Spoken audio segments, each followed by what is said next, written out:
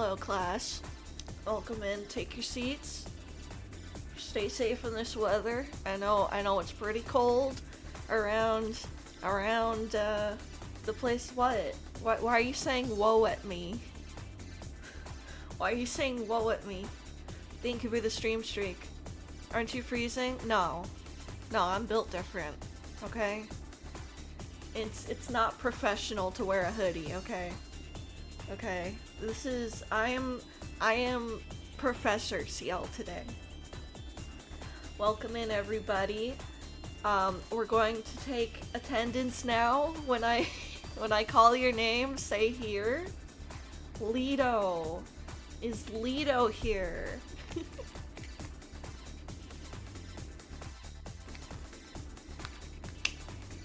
Present, okay. Jax. Is Jax here? Sounds like Jax is here. Jazz.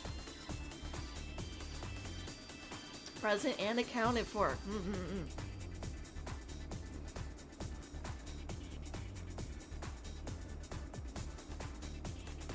Jazz is here. Okay, and Manti, are you here?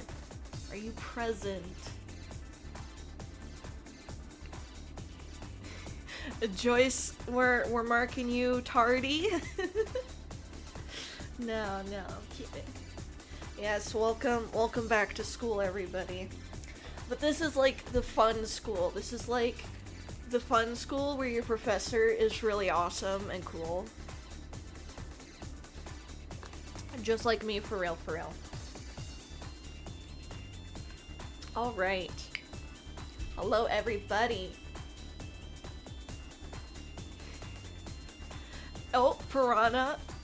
I don't think I didn't see you sneaking through the doors, trying not to get seen. I see you. I see everything. Okay? I watched you sneak in. You're not sneaky.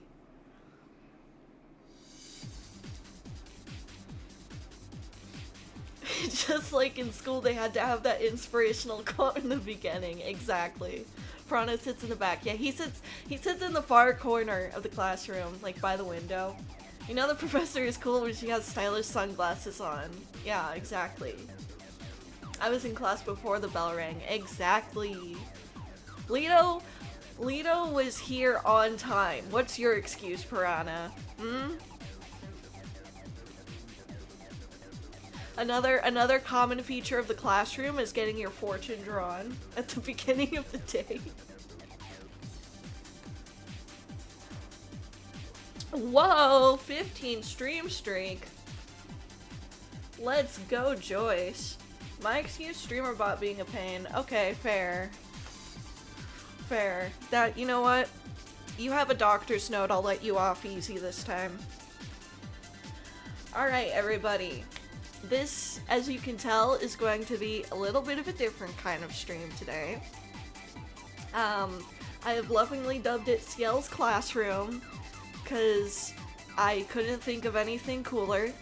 So we're just committing to the bit now. So the topic of today's classroom is situational mutism, which if you've been here for a little bit, you may know that is what I have. I am situationally mute.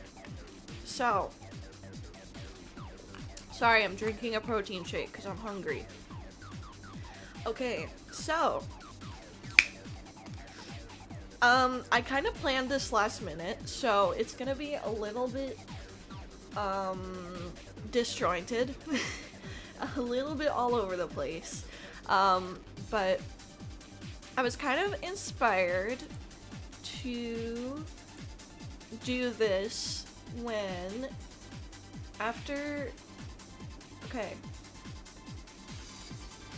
all I got here from a YouTube video about it. Yeah.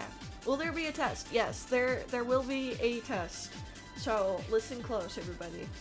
So last night I was out having dinner with Dragon Mom, and so she had sent me this Where did OBS go? It just like disappeared for some reason. Okay, anyway. Where's my notebook? Well, you better find it.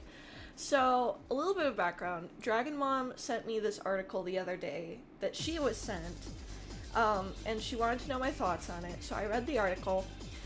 Well, I skimmed through the article at first, and like I was just like, yeah, I didn't really think that much about it until last night we were out at dinner, and she asked me what my thoughts on it were. So we had this sort of very insightful conversation about the article. So I'm going to show you the article now. I would also like to preface this with, I don't like journalism. I don't like traditional journalism. So I'm going to clown on this article just a little bit. However, I want to make something very, very, very clear right off the get-go. We have no beef with the subject of this article. This person, she is perfectly fine. We have no beef. I don't even know her, but like, there's nothing wrong with her. Okay. In fact, most of this article is actually pretty okay. God, I hate this website. The main thing I have a problem with is this right here.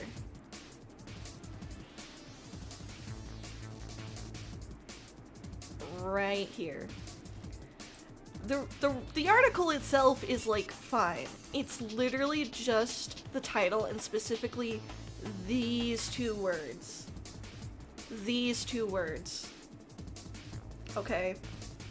And I'm going to explain why these two words are, well, I guess I should, specifically this one word, but like I kind of highlighted them both, but like specifically this word, actually. I'm going to explain why this word is not okay. Okay? So, as you may have noticed, they refer to it throughout this article as selective mutism. This is the official name for the diagnosis, okay? I use situational mutism. That's not technically the official name. The official name is selective. Okay. The reason why I use a different name for it, as you might have guessed, is this part. Selective. Now, in the, what do you call it, like, medical world, okay, right, exactly, Lido. I'm going to get to that in just a second. In the sort of official, like, official naming process, selective just means select situations. It doesn't mean that there's a choice. However, to the ordinary person, to the lay person, selective sounds like you are selecting the mutism, which is not right. Like Lido said, it makes it feel like you are choosing to be silent, which is not correct. Okay? This is why I use the term situational mutism whenever I talk about my condition, because situational has the exact same meaning, but it removes the implication that there is a choice involved, because there isn't. It just happens in certain situations, okay? It's like selective hearing, although it's not your choice. Yes. Yes, yes, yes. So, it's a better word for it, exactly. So, that being said, I don't necessarily have a problem with the article using the term selective mutism, because again, that is the official term for the diagnosis. So, actually they should be using it.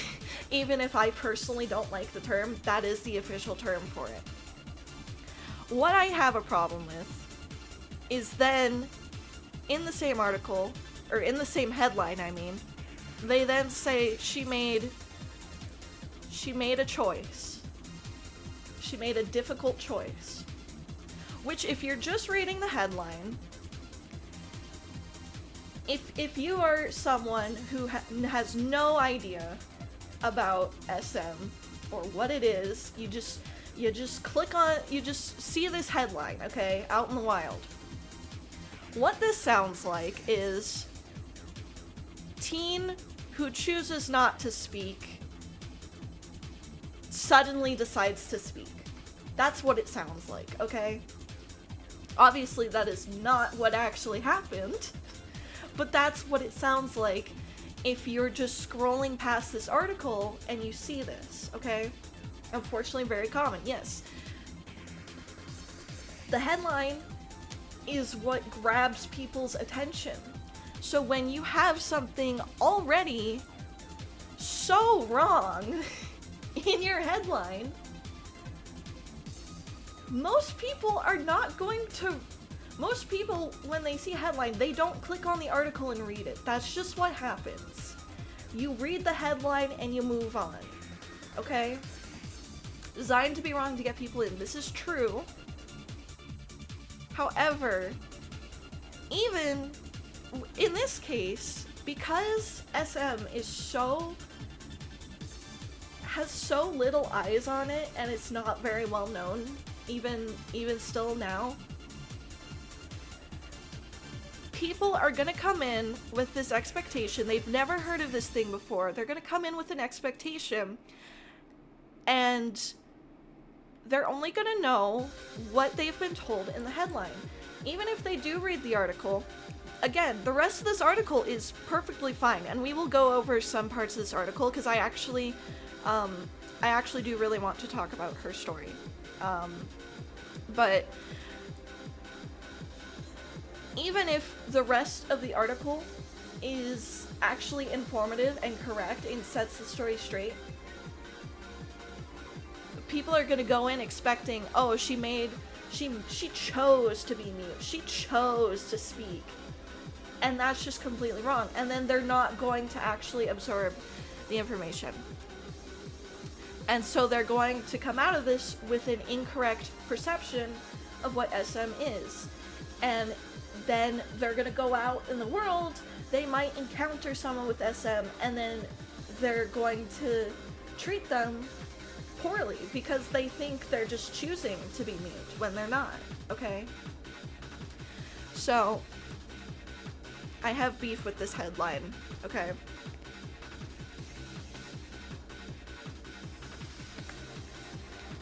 It makes me wish I could have total control over headlines. Exactly. Right. There is such an easy way to fix this too. You don't even need to have the rage bait of she made a difficult choice, okay? It is very easy to just change this to, like, even if you want it to still be like outrageous clickbait, you could say like, teen with selective mutism didn't utter a word in public for 16 years, then one day she did. That's it. That's it. You don't need to imply that she chose to speak. You don't need to imply that she made a difficult choice. Right? Exclusive. Yeah, exclusive. Welcome in, Leo. Yeah. Okay, so we're gonna really quickly talk about this article, because I've said this a few times already. The article itself is fine. I don't like the headline, but the article itself is fine. Better clickbait would be like, this girl hasn't spoke to anyone in 16 years. Here are her first words. True.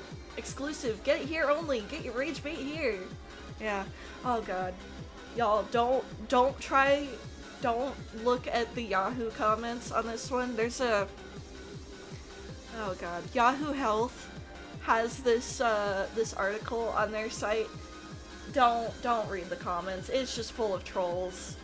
It's really bad. But anyway, we're gonna actually get into this article now. So this is Melanie. I don't know how to say her last name. I apologize. Mandarino, I think. As you can probably tell, she is situationally mute. Not reading comments is a great way to improve your mentals. That's true. That's true, actually. So, let's, yeah, we'll read this first little bit, like, yeah, we'll just read this whole first section here. So, it says, the 18-year-old struggled with selective mutism, an extreme anxiety disorder in which someone is unable to speak in social settings. I would personally change the wording just a slight bit here, because it's a little vague. Well, okay, it's a little broad. You're unable to speak in certain social settings. It's not all social settings. That's why it's selective or situational.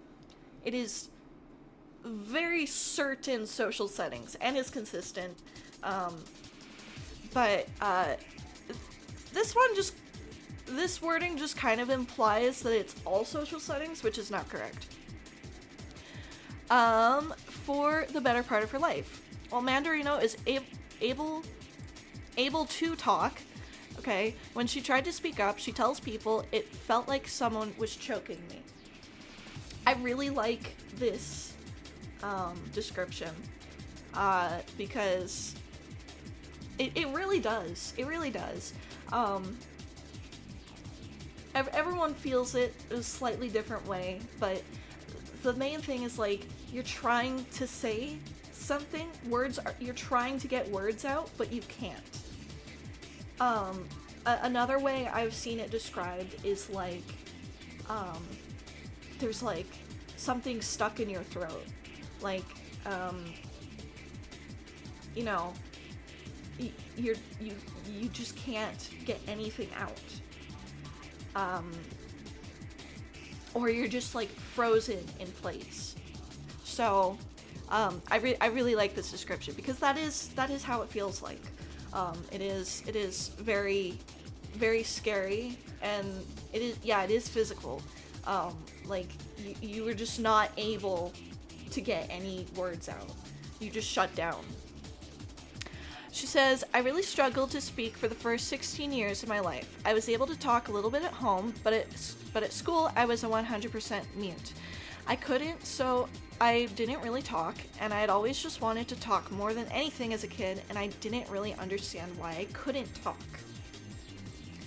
When she saw other kids easily conversing, she thought they were just better at expressing themselves, not realizing that other people didn't feel such extreme anxiety around speaking.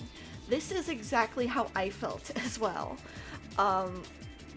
And we're going to get into this more, but you know, I just thought, you know, maybe the other kids are just built different, you know?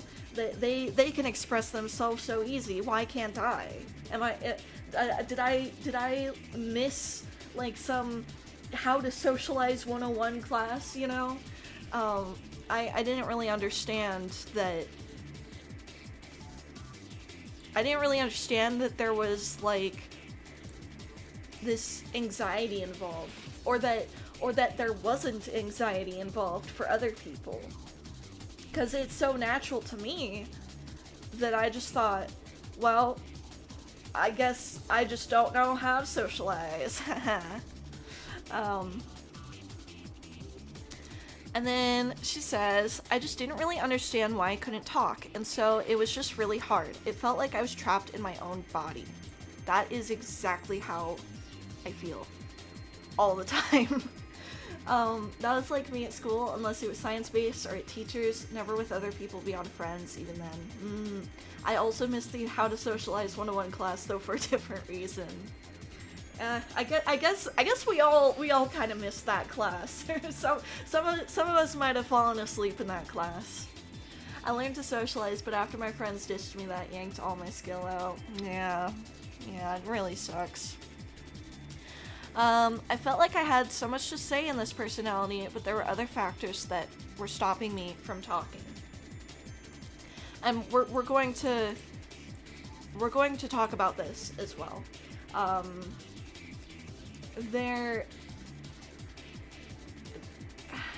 trying to figure out how to word it. There is like this like perception sometimes that like, and this isn't exclusive to people who are mute. This extends to like anyone really who is like neurodivergent or disabled in some way. There's like this stigma that we don't think, we don't feel, we don't have personalities. In reality, we have huge personalities, and I mean that in the actual definition of personalities this time.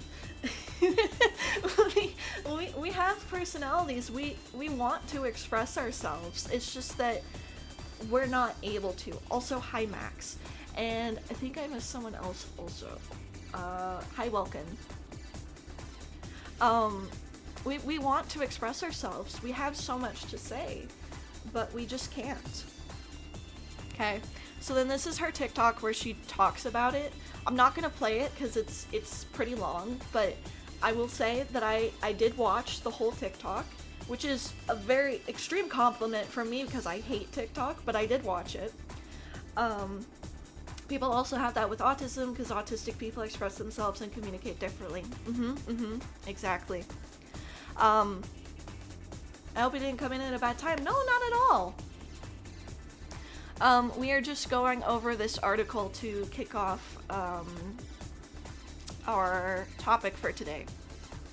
So, I did watch the TikTok, and I do want to say that I really liked it. She basically kind of talked about what SM is, kind of like a brief overview of what it is, and then her own experience with it. Very, very similar to what I did with my video. And I really, really liked how she presented the information, how she told her story. It was very good. I wish nothing but the best for her. I'm so serious. I really admire her her being able to do that and share her story, because I know how nerve-wracking it can be to like actually, you know, step up and speak up. It's a shame I had to bury my old personality under miles of safeguards, ultra-reinforced concrete, steel, and protection, but I'm slowly digging it out. I hope you'll get there someday, Lito. But yeah, so, again, like, I do really admire, her for speaking up. So then we have just the clinical, definition here, you know. It's correct. Some social situations cause so much fear and anxiety that you find speaking difficult or impossible. Yep. Is fairly rare, affecting less than 1% of people across all age groups. There's a chance that it's actually not as rare as we think. Or actually, not even there's a chance. It's like, pretty definitively, it's not as rare as they say. It's just that, we're really good at masking. So, yeah. Personality, I don't even know what mine is anymore, but I think I have something in here somewhere, maybe. So then, I don't mean to read this whole article, but I do want to highlight this part as well. This part right here, these two paragraphs.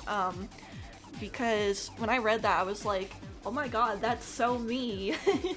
So it says, Mandarino often found herself replaying things she wanted to say in her head, but never could actually voice how she was feeling. I would think of something to say, but instead of being able to say it, I would just replay it over and over and over again in my head, just like a single sentence, and not be able to say it. Even just the thought of talking, I would start getting nauseous. I'd like start shaking, and my heart rate would go up. Making a script in your head, kind of. Is very much like you'll hear someone say something, you'll hear a conversation going on, and you'll get to the point where it's like your turn to jump into the conversation, and you're like, yes, I know exactly what I'm gonna say. I know exactly what I'm gonna say and jump into this conversation with. But then you get to the actual speaking part and you can't do it. You're just stuck on that I know what I'm gonna say part. It just replays over and over. It's like I don't know, trying to get like an old car to start. You know, you try to like turn on the engine and it thinks for a little bit and then it starts and it kind of stops and you have to do it again and again and again. Sort of like that. Except you never can get to that actual speaking part. But you replay those things in your head over and over. Of like, oh man, I just came up with like the wittiest comment to what this person is saying, but I can't say it, so I'm just gonna think it over and over and over again. Is there a part somewhere where you want to voice your opinion, but you fear the event of others just saying you're wrong, so you refuse to speak your opinion from then on? There is a little bit of an element of that, yes. There definitely is the element of like fear of rejection. That is often my anxiety with speaking, is that I'll say something and it'll just come out wrong and everyone will like look at me or reject me or just think I'm a freak. That's kind of the when I try to describe like my anxiety of why I can't speak, that's kind of the manifestation of it, is like fear of rejection. That's not to say that is the case for everybody. That is the case for me personally. I sometimes rehearse conversations before they happen. One of my biggest fears is saying the wrong thing. I'll take forever to think of the perfect thing to say. Yeah, so this is like a very relatable thing, is like rehearsing what you're gonna say. And we kind of do that as well, except we never get to the point where we have the chance to actually say what we've rehearsed, you know? And like just getting nauseous at the thought of talking, I feel that so much. I would get nauseous at just the thought of going to school every day. And we're going to talk about that more later as well. But yeah, it is very frustrating, and it's very isolating as well. You know, she kind of talks about how like she didn't have many friends, and even when she did, she couldn't speak to them. In my experience, I did have friends and I could speak to them. I could mostly speak to my own age group, but that started becoming less and less true as I grew older. I kind of almost had like the opposite trajectory of her, where I was able to speak much more when I was younger, and then I just gradually was able to speak less and less as I got older.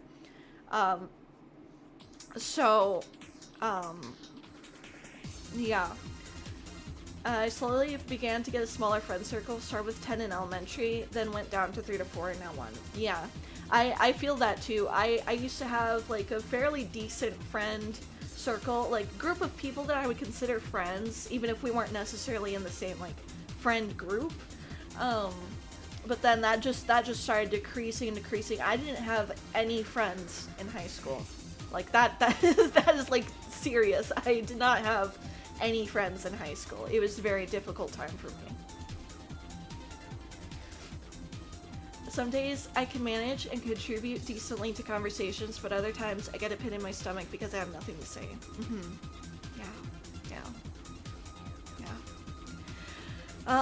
So then she kind of talks about the turning point. And Dragon Mom kind of told me that there were some people who were reacting negatively to this, and I'm not really sure why. Okay, well, I can kind of understand why in some regards, but like mostly I don't really understand why anyone would have a problem with this.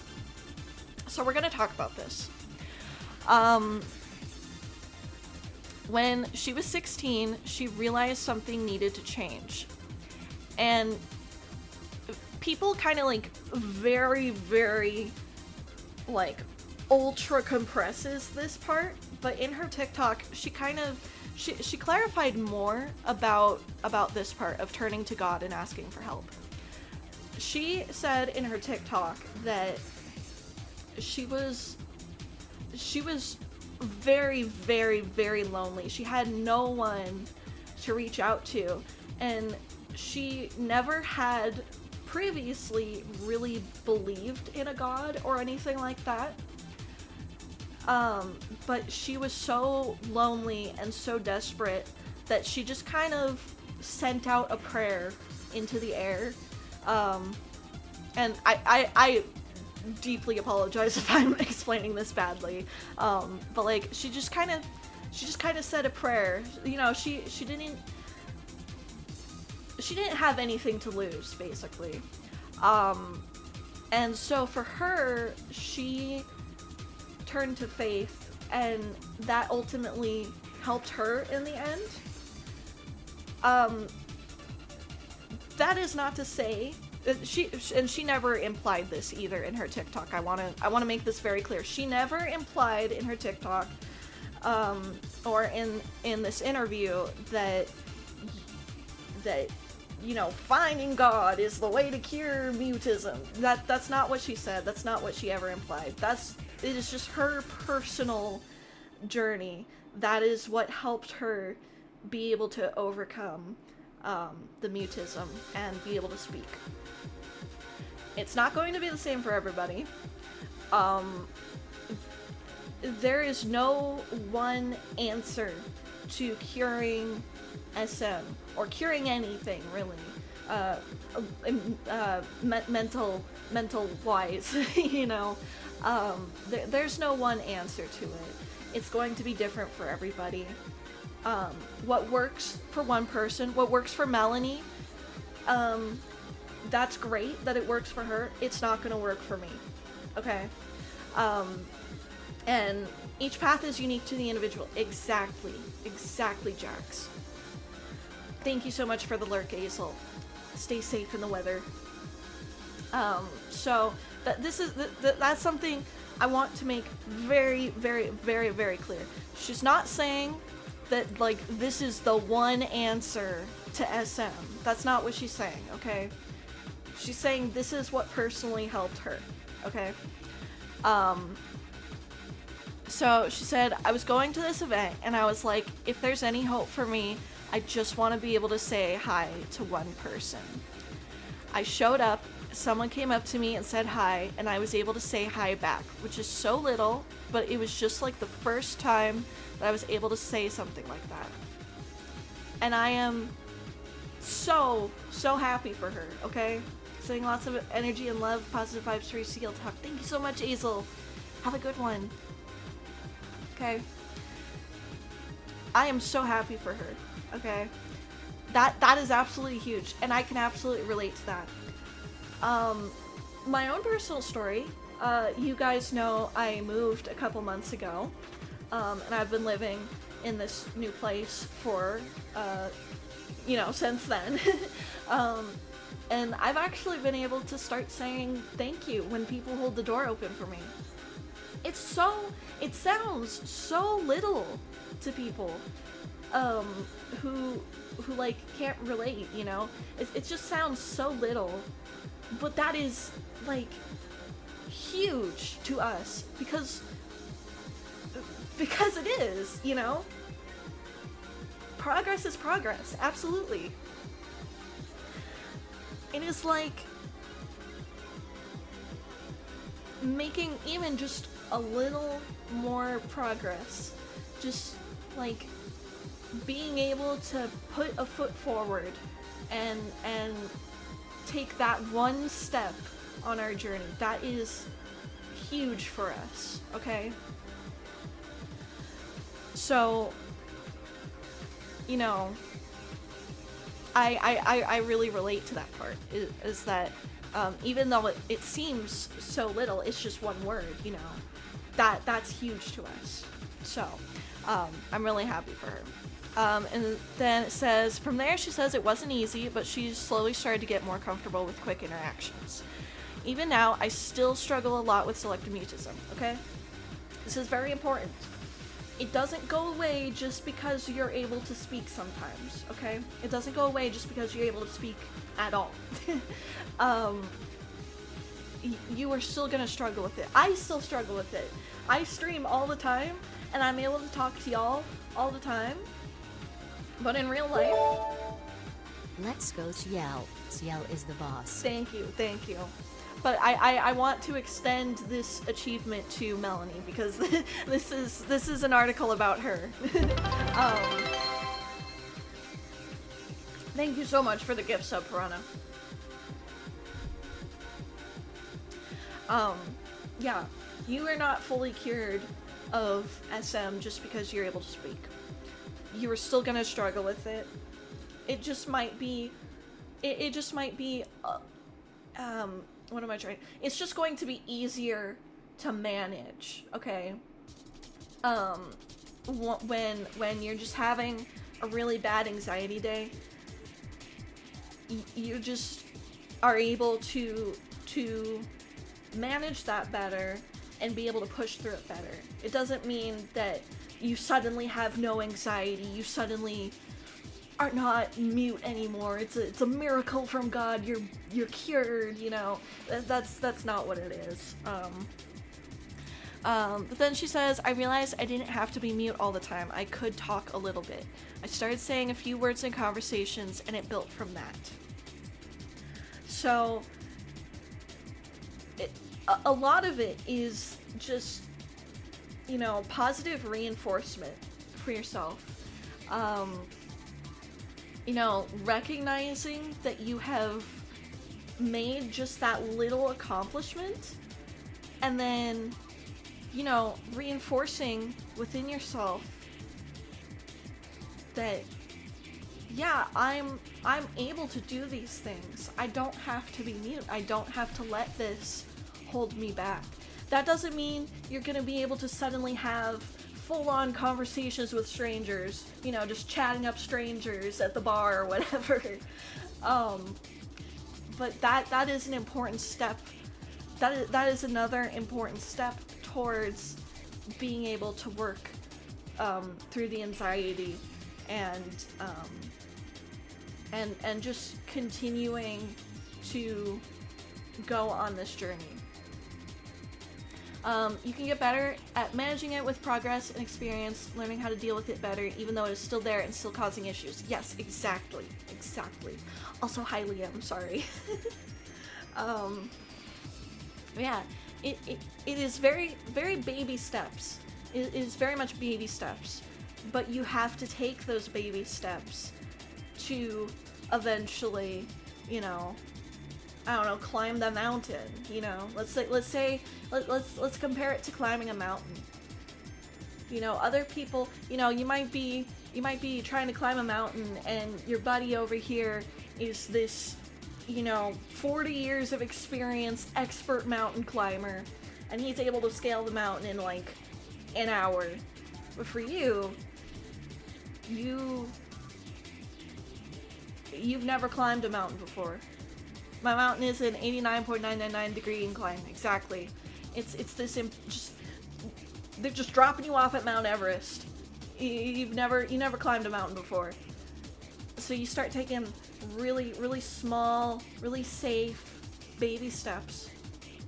But before you know it, you're already halfway up the mountain.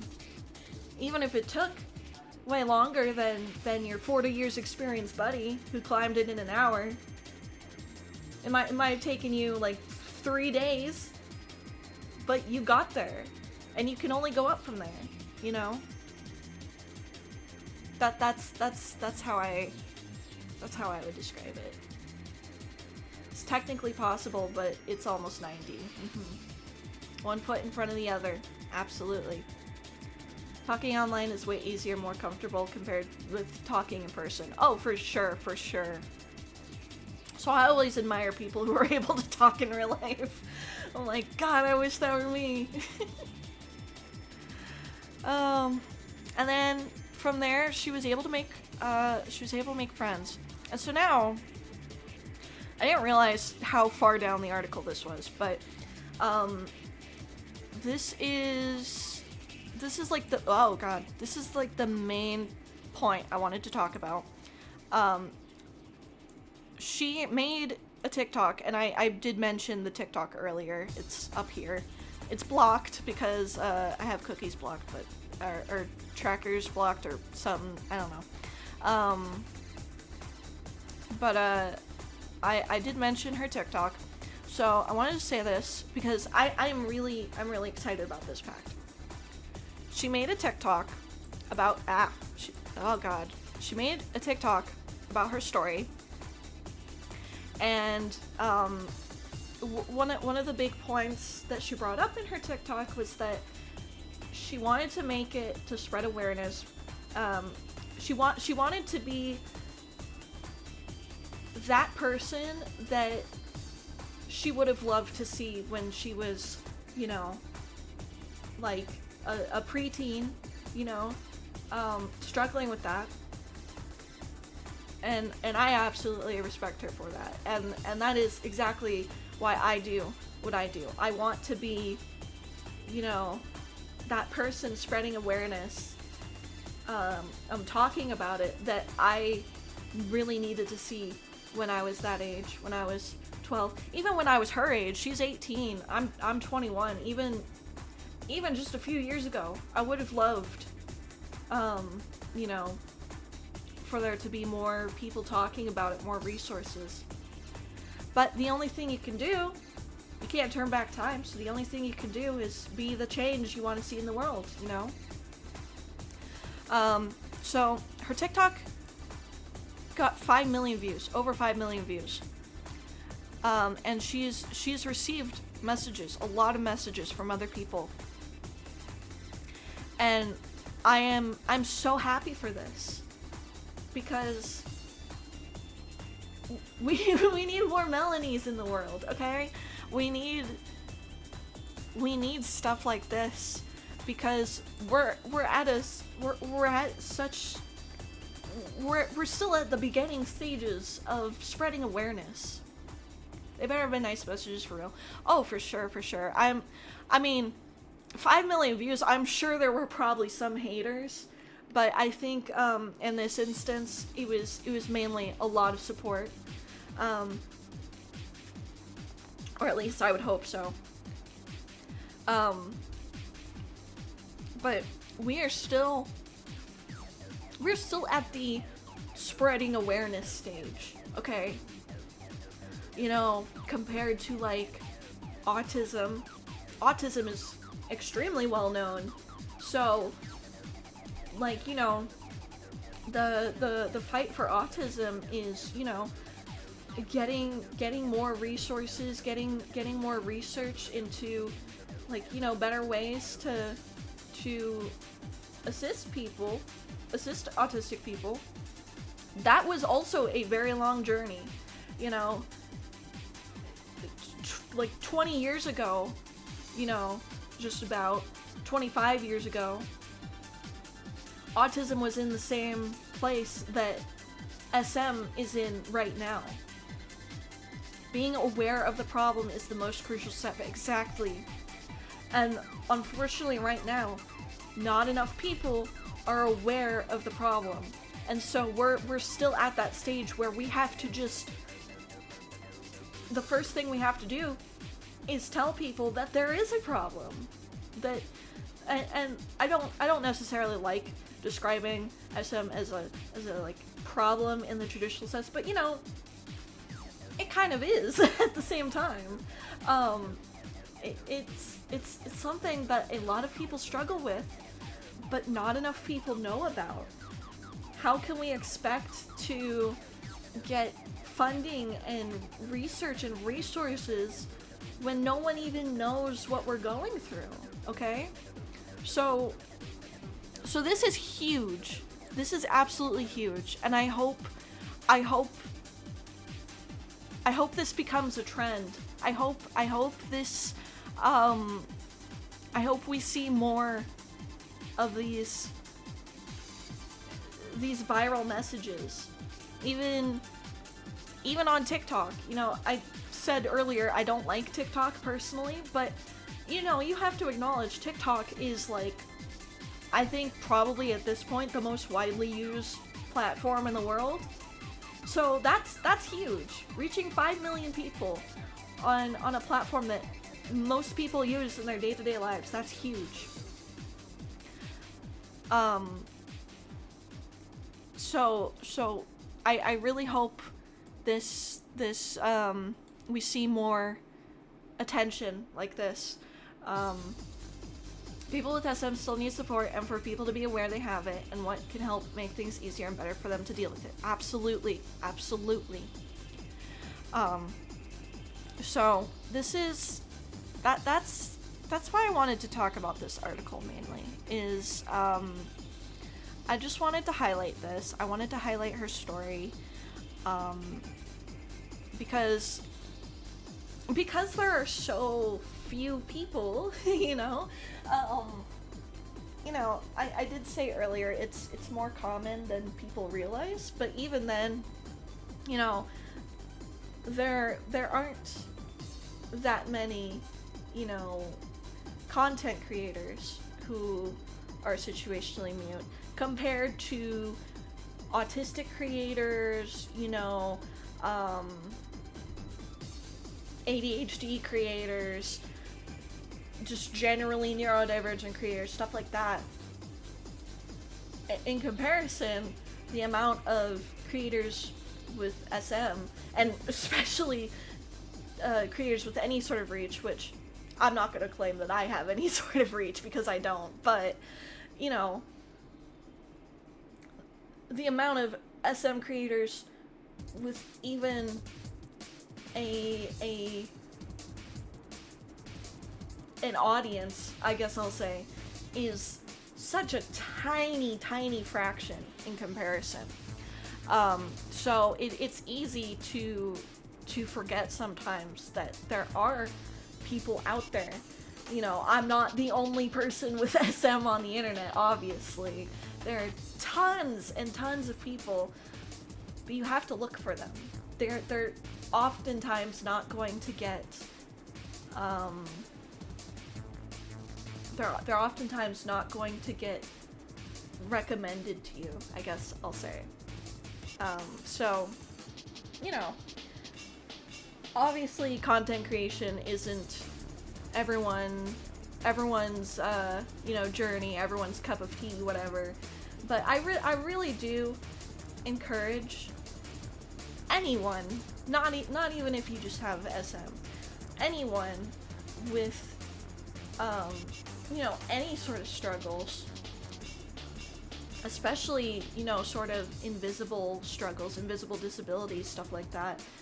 I highly encourage you, if you're at all, like, even just a little bit interested in content creation, whether that's TikTok, whether that's YouTube, whether that's streaming, do it and share your story, because there's gonna be at least one other person out there who appreciates your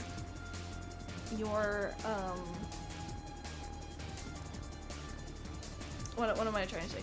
there's someone out there who appreciates your story more than you could ever realize, right? I guess SM might get in the way more when it comes to content creation, or their anxiety might make it seem more daunting to get started. I suppose I do watch one streamer that is mute and don't talk.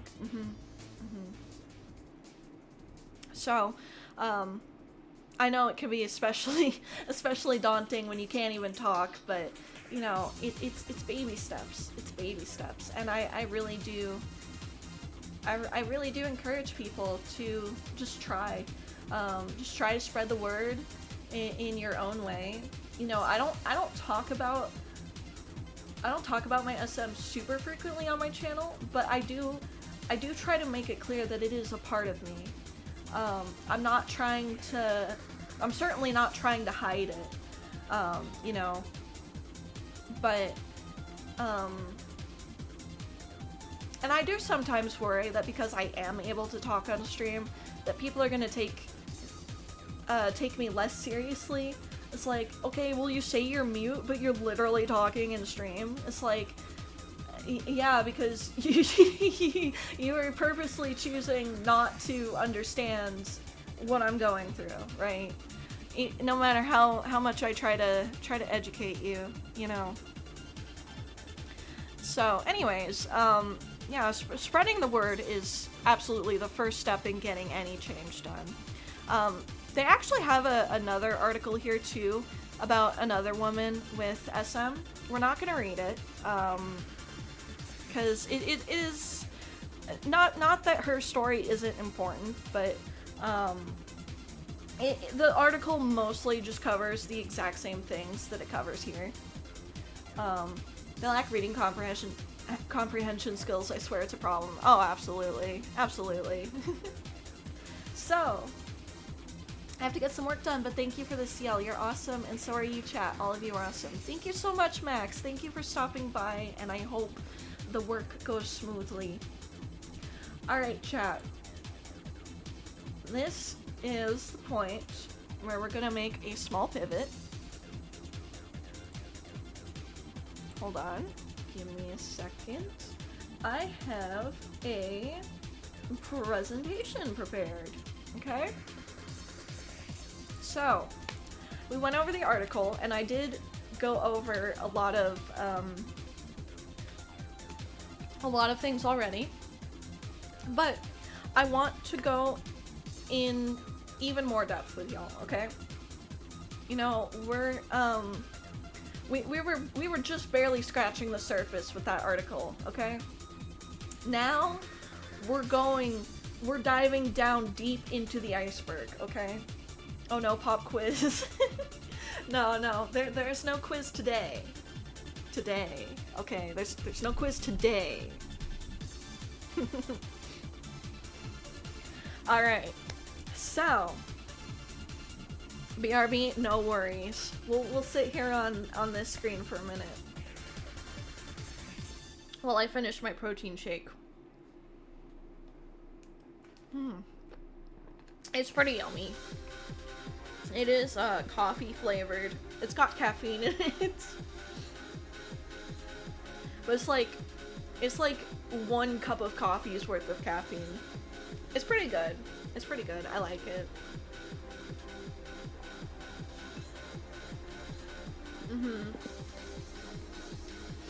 Premier Protein, if you're at all interested. Cafe latte flavored. Dragonmon likes the vanilla flavor. I don't like it at all. I think it's vanilla flavor? Yeah, something like that. Professor CL is stepping up to teach class with her own material. Let's go. Absolutely. Let's go, chat. Alright. Hold on, I'm gonna drink some water now. So, let me give you a brief overview of what this presentation is going to be. First of all, we're going to do a little bit of a refresher on my story. This music feels like she's going to gym balance. This is pretty intense music for this, isn't it? I didn't really consider that. The Sonic Riders music is a little bit intense. I don't feel like changing it though, because it's kind of funny actually. Welcome back, Jax. So, we're gonna do a little bit of a refresher on my story. Obviously, I think most of you guys here are already pretty familiar with my story. I think most people here watched the video I put out. Pokemon CL and Pokemon Lido, the new Pokemon games. True! So, we're just gonna do like a quick refresher on that for anyone here who isn't familiar with me, isn't familiar with my story. Just to kind of show people, I do know what I'm talking about mostly. I do I do have a right to talk about this, I guess. You know, I'm not just some like random neurotypical person be like, hey, I'm gonna teach you about this condition I don't have. no, I am actually situationally mute, so we're gonna do a quick refresher on my story. Then we are going to, I guess I can kind of like briefly discuss in like just general terms what SM is also.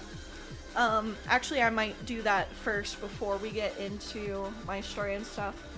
After that, I have 10, I believe, big like misconceptions about SM that I'm going to debunk and like explain why those misconceptions are wrong and or harmful. Most of them are pretty harmful. And then after that, we're going to discuss some alternative forms of communication that we might be able to use, which I guess might be a little helpful for anyone who does have SM and like isn't sure, or like parents of kids with SM who might want to try some other methods of communication because, you know, obviously speaking isn't working or whatever. And then finally we'll answer some of your guys' questions if you have any. So let's start with what situational mutism is, okay? So, situational mutism, official name again is selective mutism. Personally don't like that term, but that is the official term. You can also call it SM for short, which I usually do. It is an anxiety condition. No worries, Pyro. I had a windshield wiper from the ice storm last night. Oh, I hope you're okay. You didn't miss much. Well, okay, you missed like half the stream. We were going over an article about a TikToker who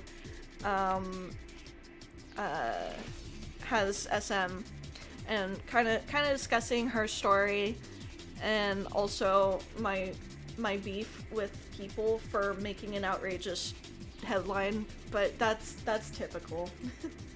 Yeah, I'm fine. The passenger side worked, the driver side didn't. Turned out to be nothing but a loose bolt. What happened? So nothing huge. I do have to like hold on. Bring the article back up.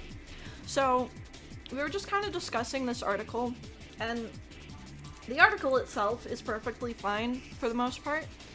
I spent like the first like 15 minutes just digging into this headline specifically because of the decision to say she made a choice to speak.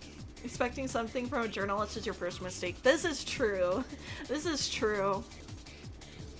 But I still don't understand, because I still think you can make a perfectly fine, outrageous headline of this teen didn't speak for 16 years and suddenly she did. Like, I don't know, that would grab my attention.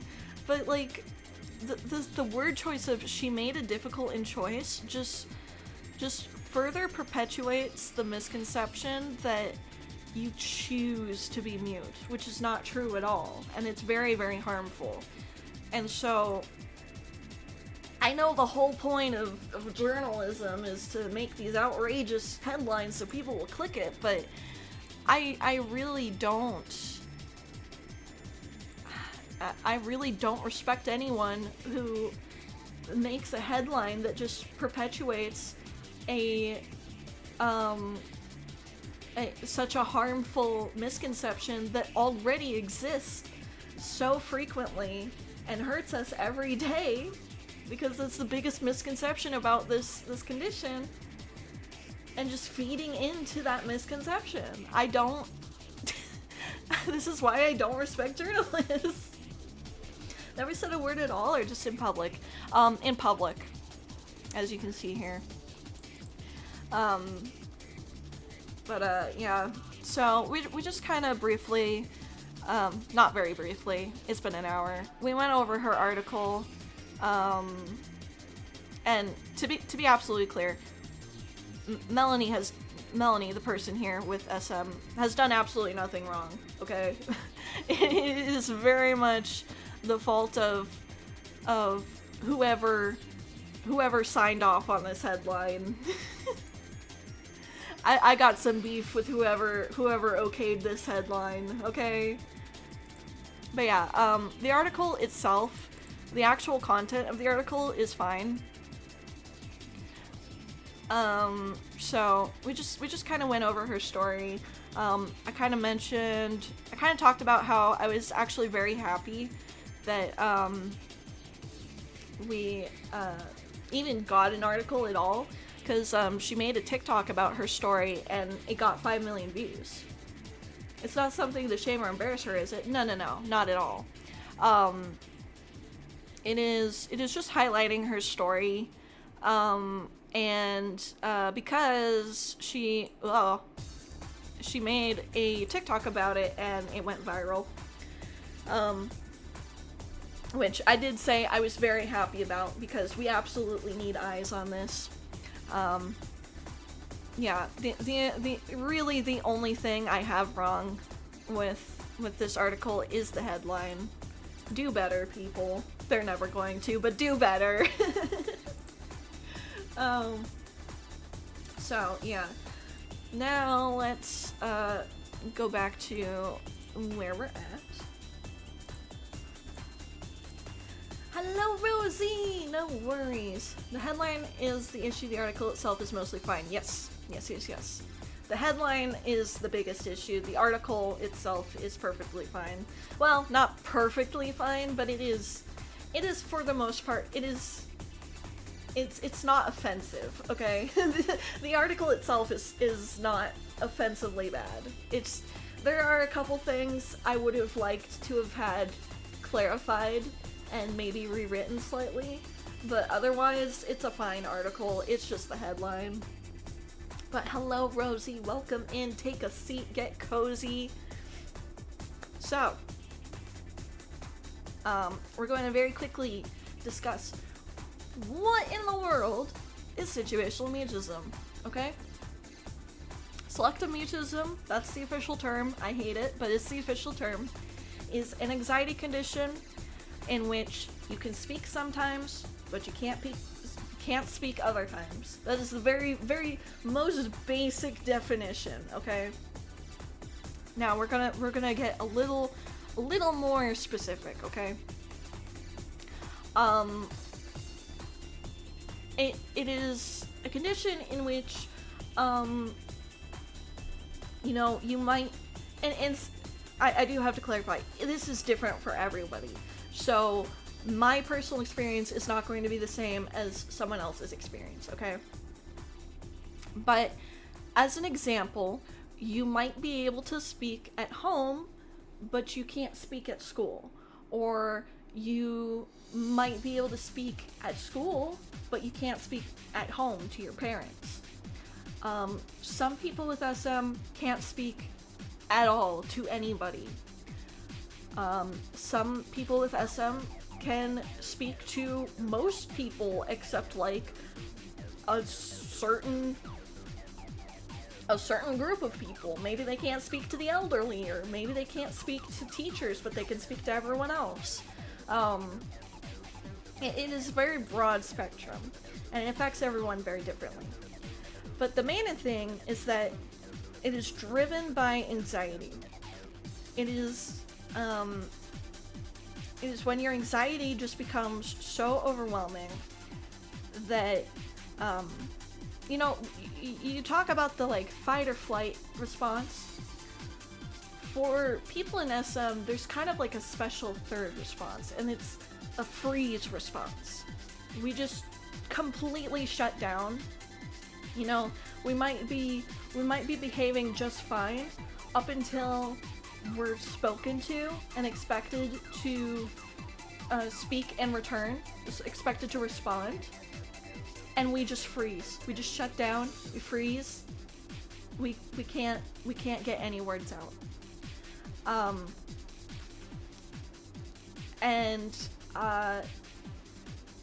It is most commonly diagnosed when you are about 3 or 4, because that is around the time that you should most definitely already be speaking. And so typically,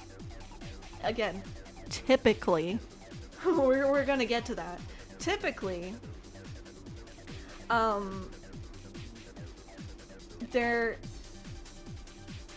your kid is going to be in social situations by that time outside of their parents, and it should typically be very easy to tell if they're not speaking to other people, you know, or you know, maybe you overhear your child speaking in the other room, like, I guess, like, let's say they have a sibling, they only speak to their sibling, but then you walk in and they don't speak at all. They won't speak to you at all. That is usually when you would be able to pick this up and get a diagnosis. Now, there are some decently strict criteria for getting a diagnosis for SM. Number 1, it has to happen consistently. So it has to be like the same situations every time. It has to happen almost every time, you know, and it has to happen consistently for several months. Okay, so you can't get a diagnosis just off of, oh, my kid's hasn't been speaking at school for a few days. You know, this has to be an ongoing issue for several months for the doctors to be pretty confident that, yeah, there's something going on here, and it's probably SM. Okay?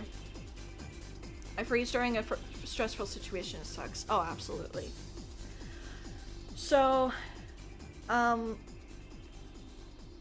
being said, even though it usually begins in early childhood, and is usually diagnosed in early childhood, that is not always the case. Not oftentimes, I should say. I will say oftentimes, it persists long into your development. Honestly, I shouldn't even say oftentimes. It almost always persists as you grow up. You just get better at handling it. The age at which you are considered old for receiving this diagnosis. Any guesses, actually? Any guesses around what age you would be considered? It would be considered a late diagnosis. Any guesses?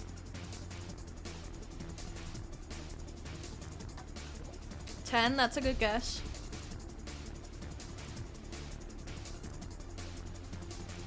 Joyce got it. 8. 8 years old. By the time you are 8 years old, you are already considered pretty old for getting a diagnosis. Now, can anyone tell me, any video watchers in the chat, any knowers? And we'll get to this in a second also. Does anyone here know what age I was diagnosed at?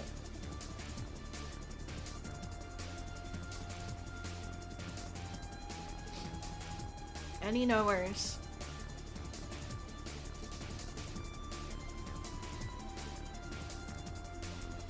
Not 8.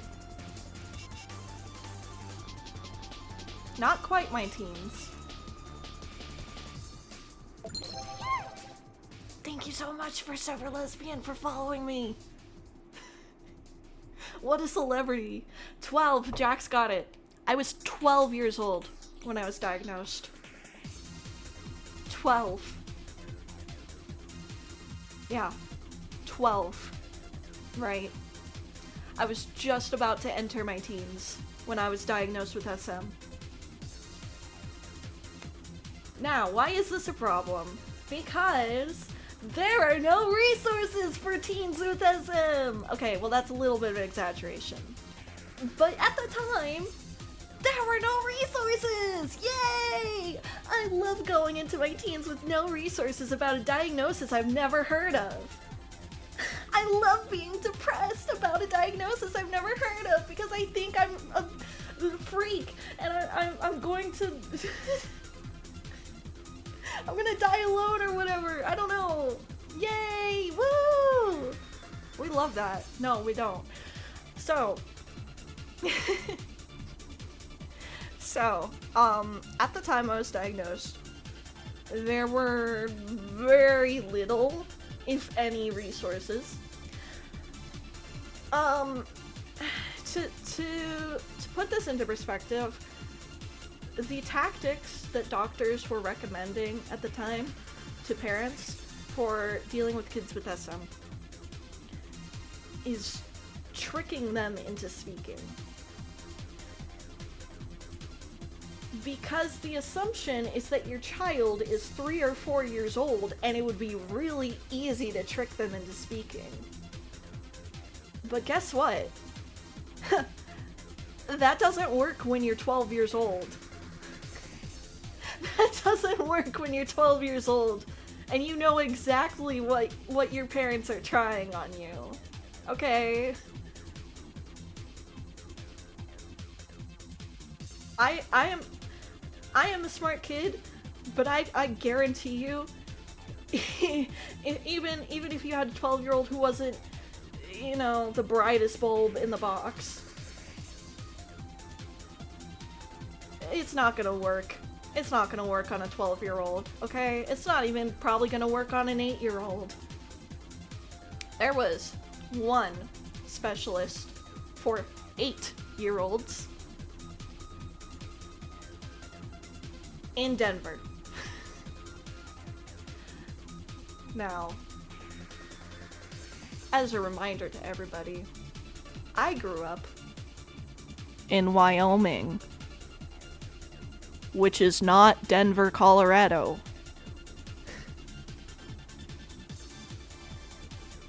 Okay? So that's fun. Okay. This kind of just turned into a yap session about me, so we're just going to jump into this. I did the wrong thing. Hold on. No, I'm opening the wrong things.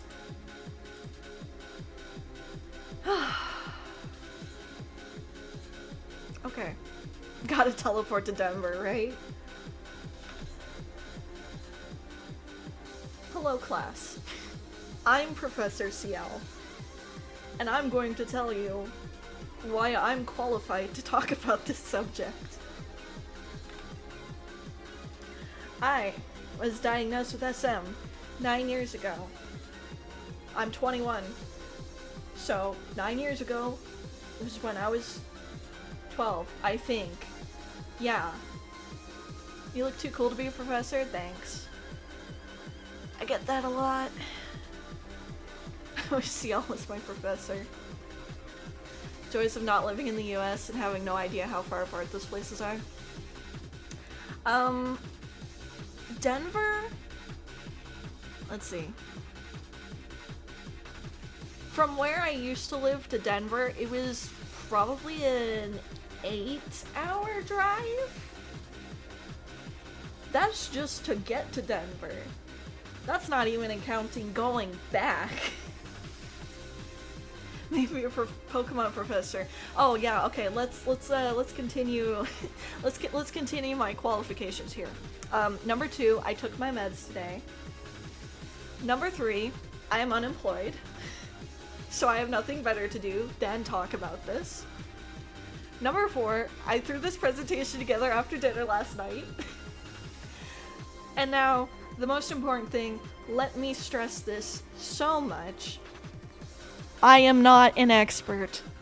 I am just a person who is mute, okay? I'm just a person. I'm just talking about my own experiences here, okay?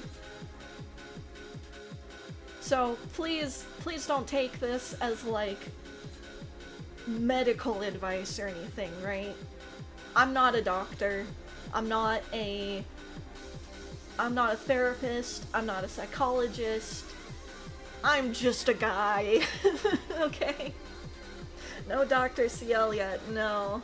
I have a PhD in heating nuclear materials, yeah. Yeah. I am literally just a guy on the internet, okay? What happened? What the?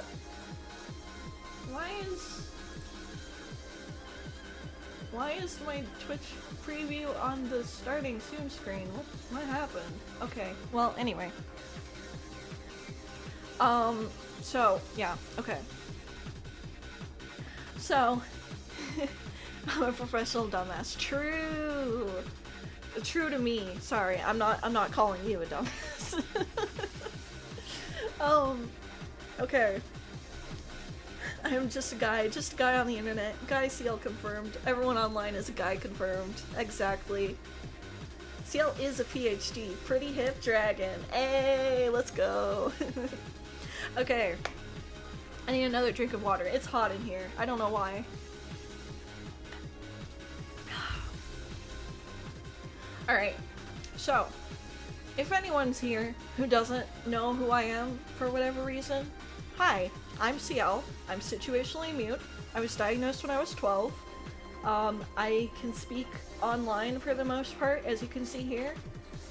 I can't really speak out in public in real life. I can speak to my parents, I can speak to my brother, and I can speak to like a couple other extended family members. Everyone else I generally can't speak to.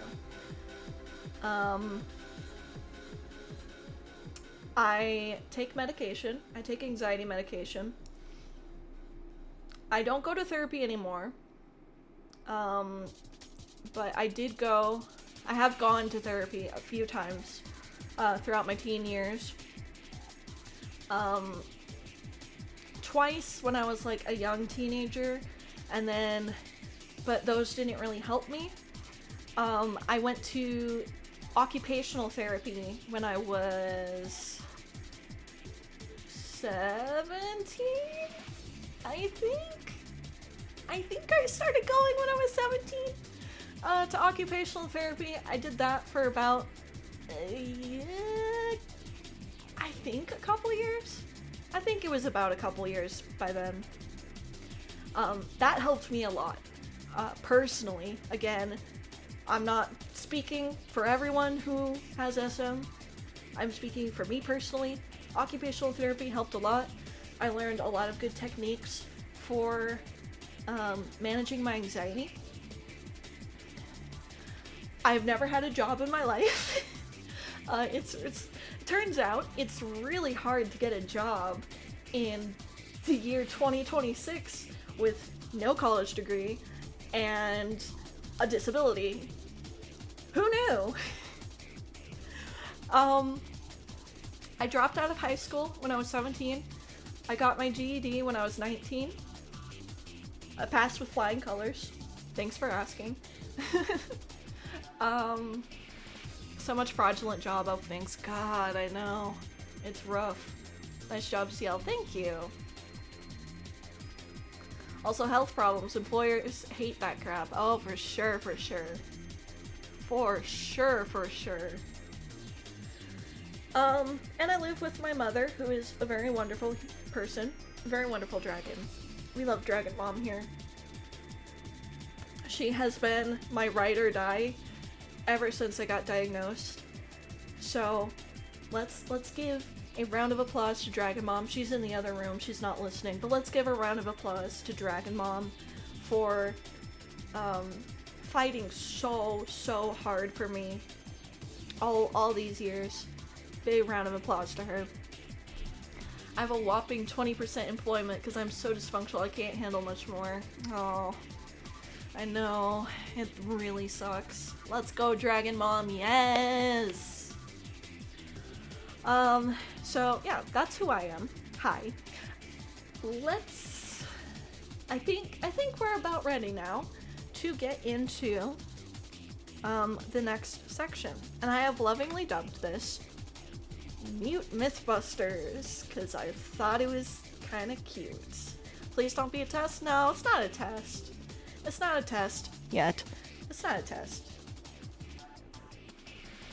Alright. Now, I will warn you in advance. These myths might make you a little upset if you know anything about me and how passionate I am in setting the record straight. Your blood might boil just a little bit. You might pop a couple blood vessels, okay? That's the correct response, okay? I'm going to teach you how to set the record straight. I'm going to set the record straight, and I'm going to teach you all how to set the record straight and correct people if they say something really stupid, okay? Thumbs up. I will say right now, the first one is the worst one. It gets sort of better from here. The first one is the worst. Myth number 1. SM isn't real. You can choose to be mute.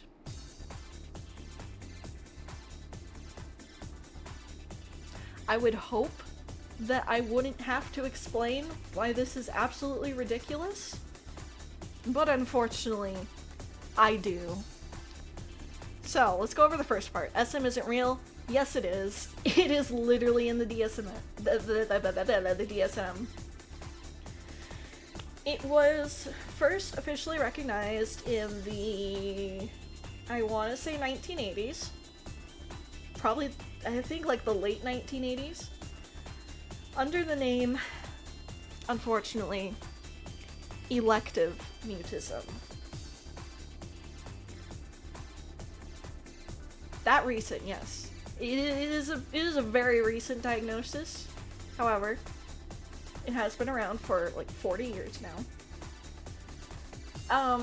People have I should clarify, people have known about SM in some shape or way for like hundreds of years.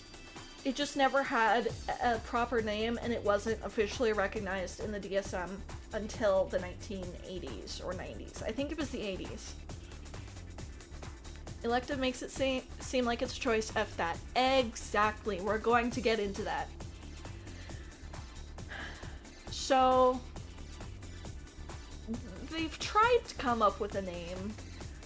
They've tried several different names. They've, at one point, tried to call it like, what is it called? Like, fear of speaking, voluntary mutism, elective mutism. I shouldn't have to explain why those are all very wrong after I explained what SM actually is. Then, in I think it was the 90s. It was like, it was honestly not that long after it was first added to the DSM. It was, the official name was changed from elective to selective. The goal for this was to remove the implication that it's a choice. Because, say it with me, it's not a choice. Now, I have said before why I don't like the name selective. It still has problems. So I'll say it again for anyone who just stopped by, didn't hear me earlier. I am aware that in the official medical use of the term, selective just means, like, specific situations, certain situations, select situations. However, the average layperson is not a medical professional. I'm gonna snooze these ads, because this is important. The average layperson is not a medical professional.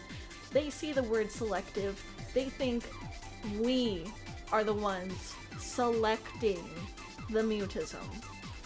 This is not true. We have no say in the matter. Okay? Our bodies do. Our brains do. Okay?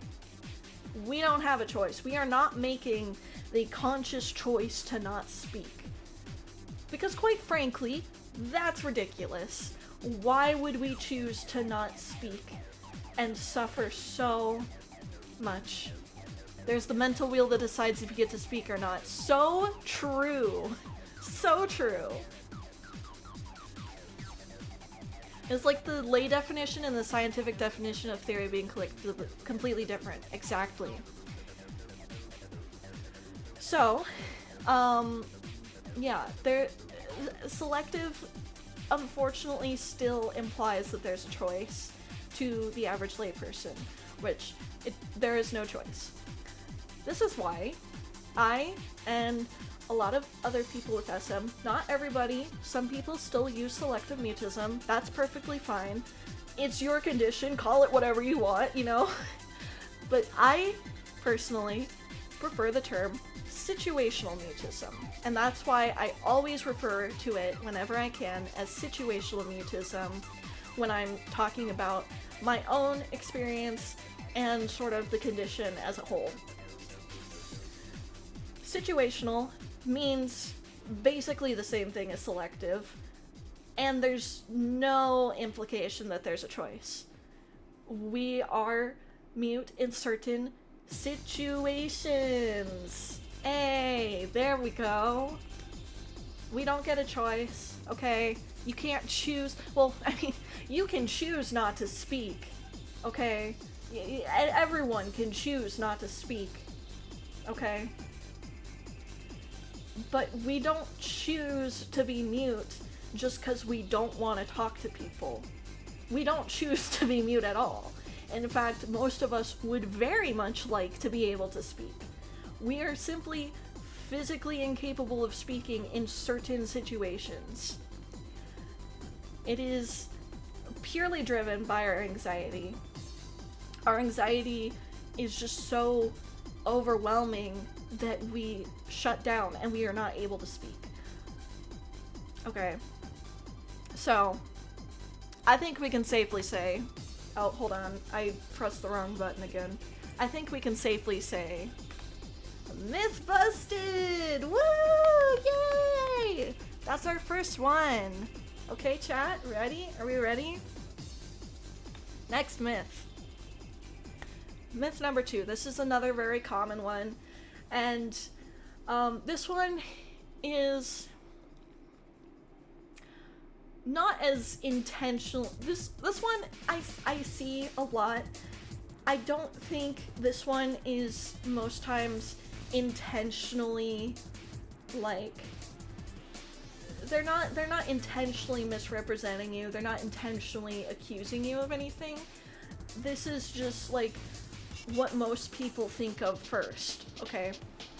And that is the assumption that people with SM are just shy. Let me tell you right now, because I say this all the time because it drives me crazy. It isn't malicious, it's not in bad faith. Exactly, yes. you word things so much better than I do, Joyce. I'm glad to have you here.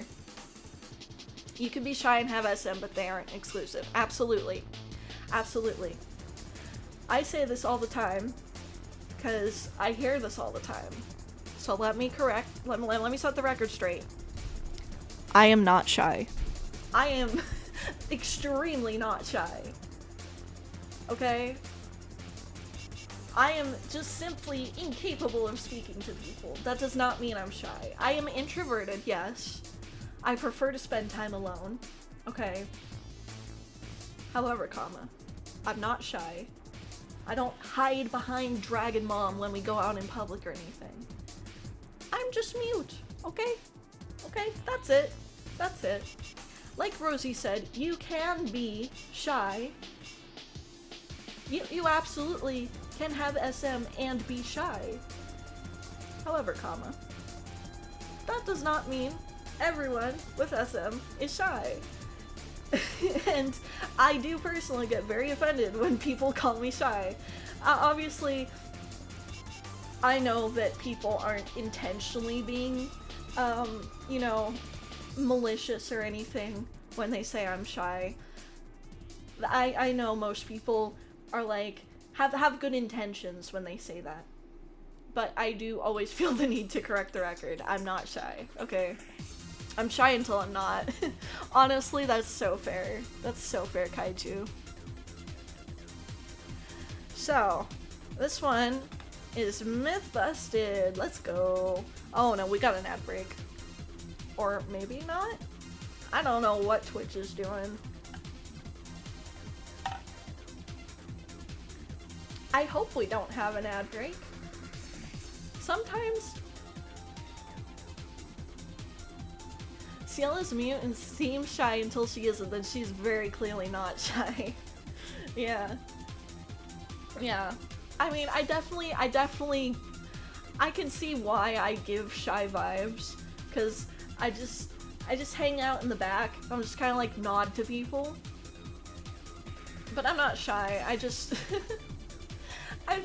don't feel the need to like, well, partially I don't feel the need to interact with people, and partially I am physically incapable, so. It's like when people assume, oh god. It's like when people assume all twins are tricksters that play pranks all the time and switch places. No, we aren't the Weasley twins. Yeah, or like the assumption that twins just like hate each other. It's like, why though? Why would you hate your twin? I mean, I feel like, I guess I can see it. It's like, kind of the same way people say like, oh, I hate my sibling. But like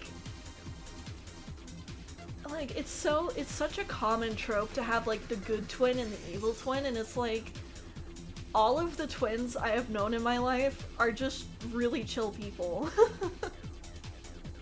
They just vibe. Like, I don't get it. I don't get it. like the assumption that the twins have like telepathy or whatever. I'm sure that one is much more like joking. Like, oh yeah, it's your secret twin telepathy. That's like, twins really aren't that special, other than the fact that they shared a womb together at the same time. You know, we're people just like everyone else, absolutely. Coincidentally, I love the good twins in animes. Good and evil twin? That's just a media thing, isn't it? Like, people actually act like it's real? So many people act like so many media things are real. We just have a closer relationship than normal siblings. Yeah. Like, you're definitely on the same page a lot more because you have such a close relationship, but that doesn't mean you have telepathy or whatever. I can't tell you how many strangers have asked us, so who's the good twin and who's the evil twin? That's so weird! That's so weird! Like, I don't understand it. It's, Yeah. People make such strange assumptions about everything. Alright. Next myth, chat. Are we ready? I don't even know the order of the myths from here on out, so I'm gonna be just as surprised as y'all. I made this last night and I have not looked at it since. How many myths are there? There are 10 myths. We have gone over 2? I think we've gone over 2, maybe 3? I don't remember anymore. They fetishize twins and it's icky. Like, have you ever swapped partners or played a trick on your partner, or worse, would you do— oh god. Yeah, it's so gross. It's like,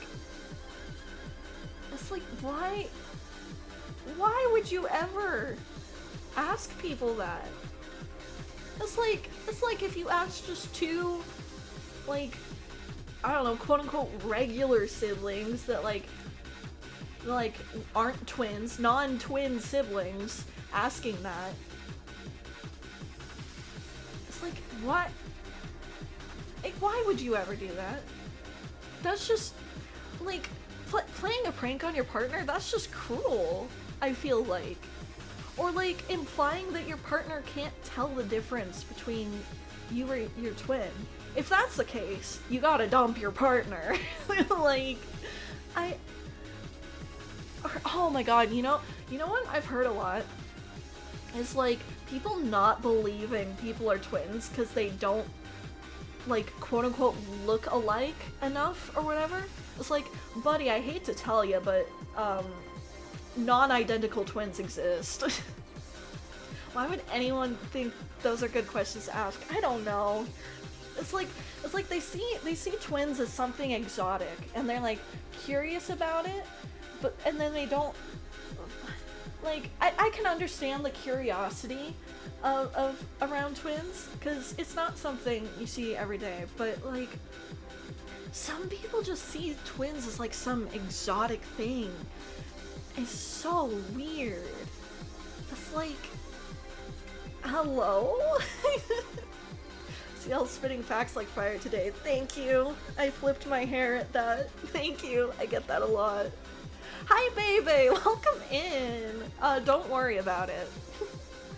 Okay, chat. Thank you, Joyce, for taking notes. We have done 2 myths so far, so we're on to our 3rd one. Alright. Myth number 3. SM is always caused by trauma/abuse. No.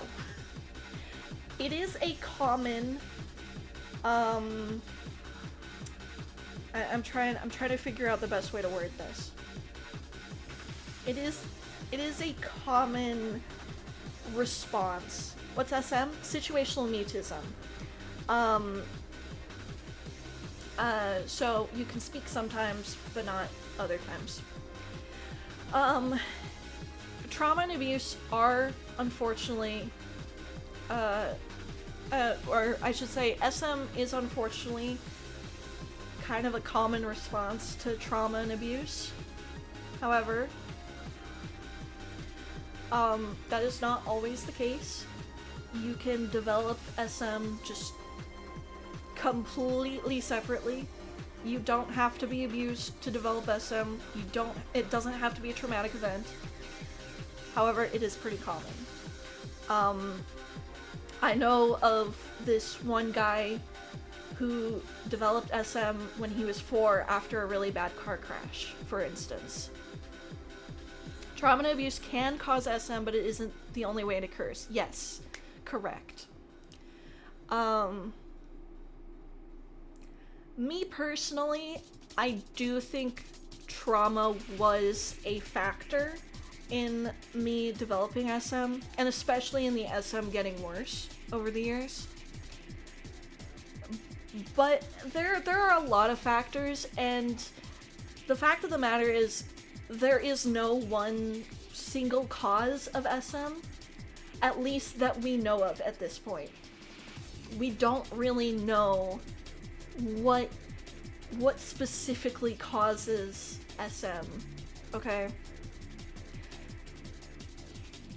It might not even be that the trauma or the abuse actually cause the SM. It could just be that, you know, it happened to develop after a traumatic event, but it didn't actually cause it. If I may ask, can it happen randomly, or is it just like a triggered thing?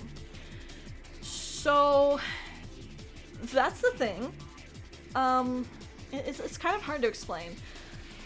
As far as I understand from my research, and I think as far as anyone really understands, I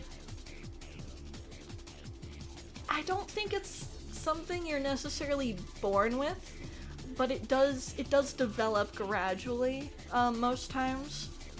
And it usually develops in childhood.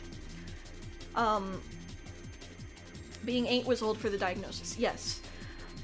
So it develops, it usually develops in very early childhood, like we're talking 3 or 4. That's why 8 is old for getting a diagnosis, because it's usually pretty easy to catch that your child isn't speaking, right?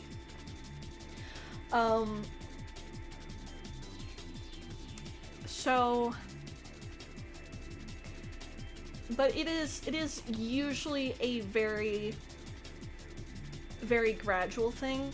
I believe there are instances where it can just trigger suddenly. Like, suddenly you're just not able to speak. I'm not sure. But again, for the diagnosis, it has to be an ongoing issue for several months. So it can be kind of hard to tell. But usually it's not like, as far as I understand, it's usually not like you just wake up one day and you can't speak. Sounds similar to children with DID. But yeah, it is, in most, if not all cases, like a very gradual development. In my case, personally, I was able to speak for a while in very, very early childhood, but I gradually began losing the ability to speak in public as I got older. By about kindergarten, I want to say, I would only speak when absolutely necessary, like if a teacher called on me or something. And when I did, I would speak with an altered voice. I would speak with like this low, soft, deep voice. And in my case, it's kind of like a defense mechanism. Like, I didn't want people to hear my actual voice for whatever reason, even though it really frustrated me, but I was physically incapable of speaking in my regular voice. I had to speak in an altered voice. Is it scary when it happens? It can be. It can be. In my case, I didn't really notice the SM developing and getting worse. Mainly because I was such a young kid and I didn't even know I had SM at that time. It's definitely scary when, like, you're trying to speak and then you find that you can't. There's always, at least for me personally, I have to always stress this is my personal experience because it's different for everyone. But for me, there is always that little bit of fear in it. That's so interesting, the way you're subconsciously protecting yourself. Yeah, absolutely. And we are going to answer plenty more questions that everyone might have later on. I guess for you, when you were so young, it kind of seemed normal because that was all you knew. Absolutely. Yeah. So, but yeah. So anyways, in my case, I kind of gradually lost the ability to speak more and more over the years, to the point where by 8th grade, I wasn't speaking at all. Not even in my altered voice. I just did not speak at all. When I got to high school, the way I would communicate is just by writing to my teachers, like in my notebook. And that is still kind of how I communicate to this day. if I'm directly asked a question and I can't relay it to my mom. And it's like more than a yes or no question where I can like shake my head. In that instance, like I will like type on my phone the answer. Did you ever consider ASL? Yes, I did. I actually took a ASL course in high school, like in 9th grade, and I failed it. Not because I was bad at ASL, but because I was see, I'm skipping ahead about alternate ways to you're right. You're so right, actually. I'm skipping ahead. Yeah, I did consider ASL, and I will get to that story later. No worries, baby. You're fine. You're fine. So, anyways, yeah. So, for me, I gradually lost my ability to speak more and more over the years throughout my development, I guess, you know. The turning point was probably closer to, like, puberty, because I remember there being a couple instances, like in 6th grade, where I just couldn't speak at all, not even in my altered voice. Even when, usually most of the time, I was able to speak in my altered voice, if spoken to. But, yeah. I've been taking notes so I know what you said was coming up. Alright. So, anyways, all that to say, no, it's not always caused by trauma or abuse. It can definitely be a factor in developing SM, but it's not just a direct cause. And the other important thing to note too is, I was gonna add this as a myth, but I just had too many other ones. But I did want to add something very important. Parents of children with SM are not abusive just because their kid has SM. This is something my parents were accused of many times by multiple counselors, is that they abused me, and that's why I had SM. That was not the case at all. My parents did not abuse me. Just fact of the matter, I was not abused. I definitely had traumatic events happen to me, but they were not at the hands of my parents. My parents pretty much, like, you know what, I'll just say outright, my parents had nothing to do with me developing SM. It was very much beyond their control, beyond my control, obviously. They're doing the best they can to help me, but they never abused me.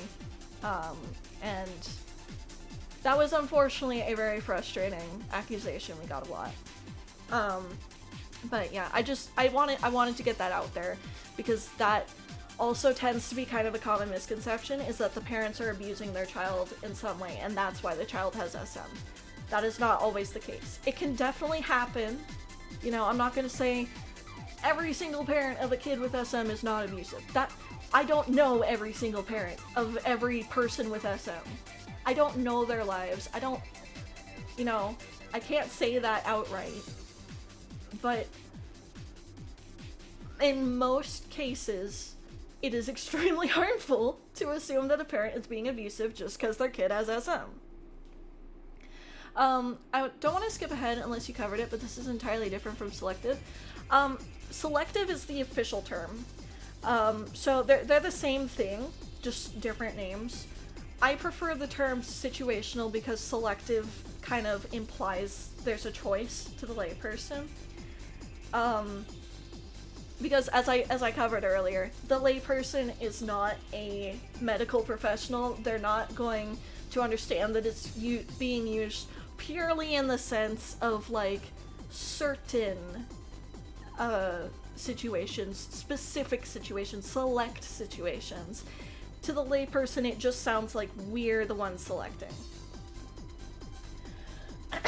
So that's why I prefer situational, because it has basically the same meaning without the implication of there being a choice. CIEL'S parents sound supportive and great. They are, absolutely. So, anyways, yeah, so that being said, I think we can pretty safely say myth busted. Alright, chat. On to our fourth myth. SM is caused by autism. Okay. So there is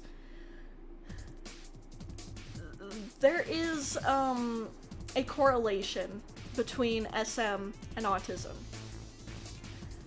Oftentimes, many people with SM also have autism. SM can absolutely be a symptom of autism. However, you can also have SM and not be autistic. You can also be autistic and not have SM. There's no real causation between the two. It just so happens that sometimes you get both. Me personally, I'm not diagnosed with autism at this time, but we do suspect I may have it. I may be autistic.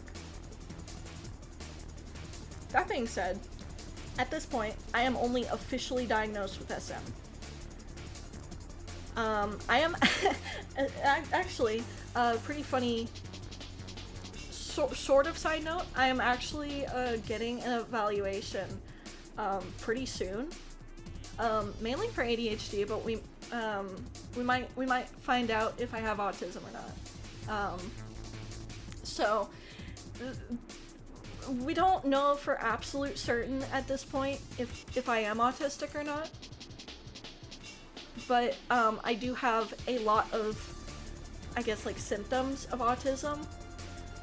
But that, SM and autism have a lot of overlap between each other. There are a lot of similar symptoms between the two. Those tests are always so boring to me. I hated them. Yeah. I mainly just wanted to get the evaluation just to finally get my ADHD diagnosis, because I'm like 99.99999% sure that I have ADHD. I've just never been officially diagnosed with it. So yeah, I've been wanting for several years at this point to get an ADHD diagnosis. Autism diagnosis is much more difficult to get for women. Yep. I think part of it definitely could be masking, but it's also how we're raised, yeah. It's hard for women to get any diagnosis, really, because it's just kind of the fact of the matter is doctors, especially male doctors, don't take us very seriously. Even to this day, we are not taken seriously at all. It's usually chalked up to, oh, you're just hysterical. Oh, you just have hysteria. Oh, you're just being dramatic. You're not violently ill. Literally bleeding out all over the place, coughing up blood. I'm dying of tuberculosis. Oh, you're just being hysterical. You're just emotional. Is it that time of the month for you? It's like, bitch. So, yeah. Yeah, it's hard for women to get diagnoses. God forbid you're having a heart attack, too. Oh, she's just being dramatic. She'll get over it. Yeah, it's very frustrating. Despite my laughing, it is very frustrating. But yeah. So, as I said, there are a lot of overlaps between the known symptoms are for men. Yeah.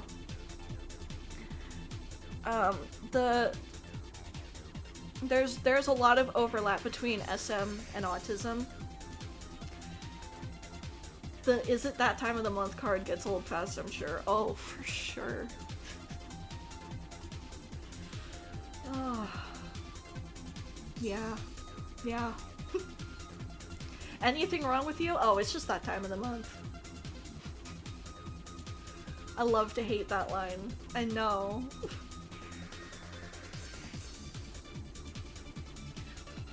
It's like it's almost like the equivalent of saying like, oh, it's because you're a Pisces. It's because I'm a Libra. Now I say no, Mercury is in retrograde. Right. Actually, it was in my horoscope today. It's because I'm a Libra. You know how it is. You're a water sign, you're so emotional! Oh my god! But yeah, so, how the water works. Yeah, so there's overlap, and it is somewhat common that you will, have someone who is autistic and has SM, but one does not cause the other. And it is just as common that you'll get someone who has one but not the other, right? So, myth busted. Myth number 5. We are halfway through. SM presents itself the same way for everyone. Well, I've said this over and over before. No.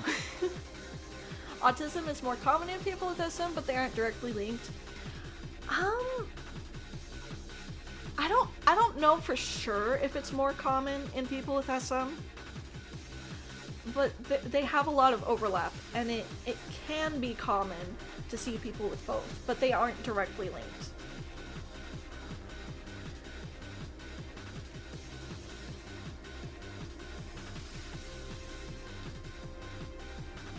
Yeah. So, yeah, of course, no. SM does not present itself the same way for everyone. It cannot be treated the same way for everyone.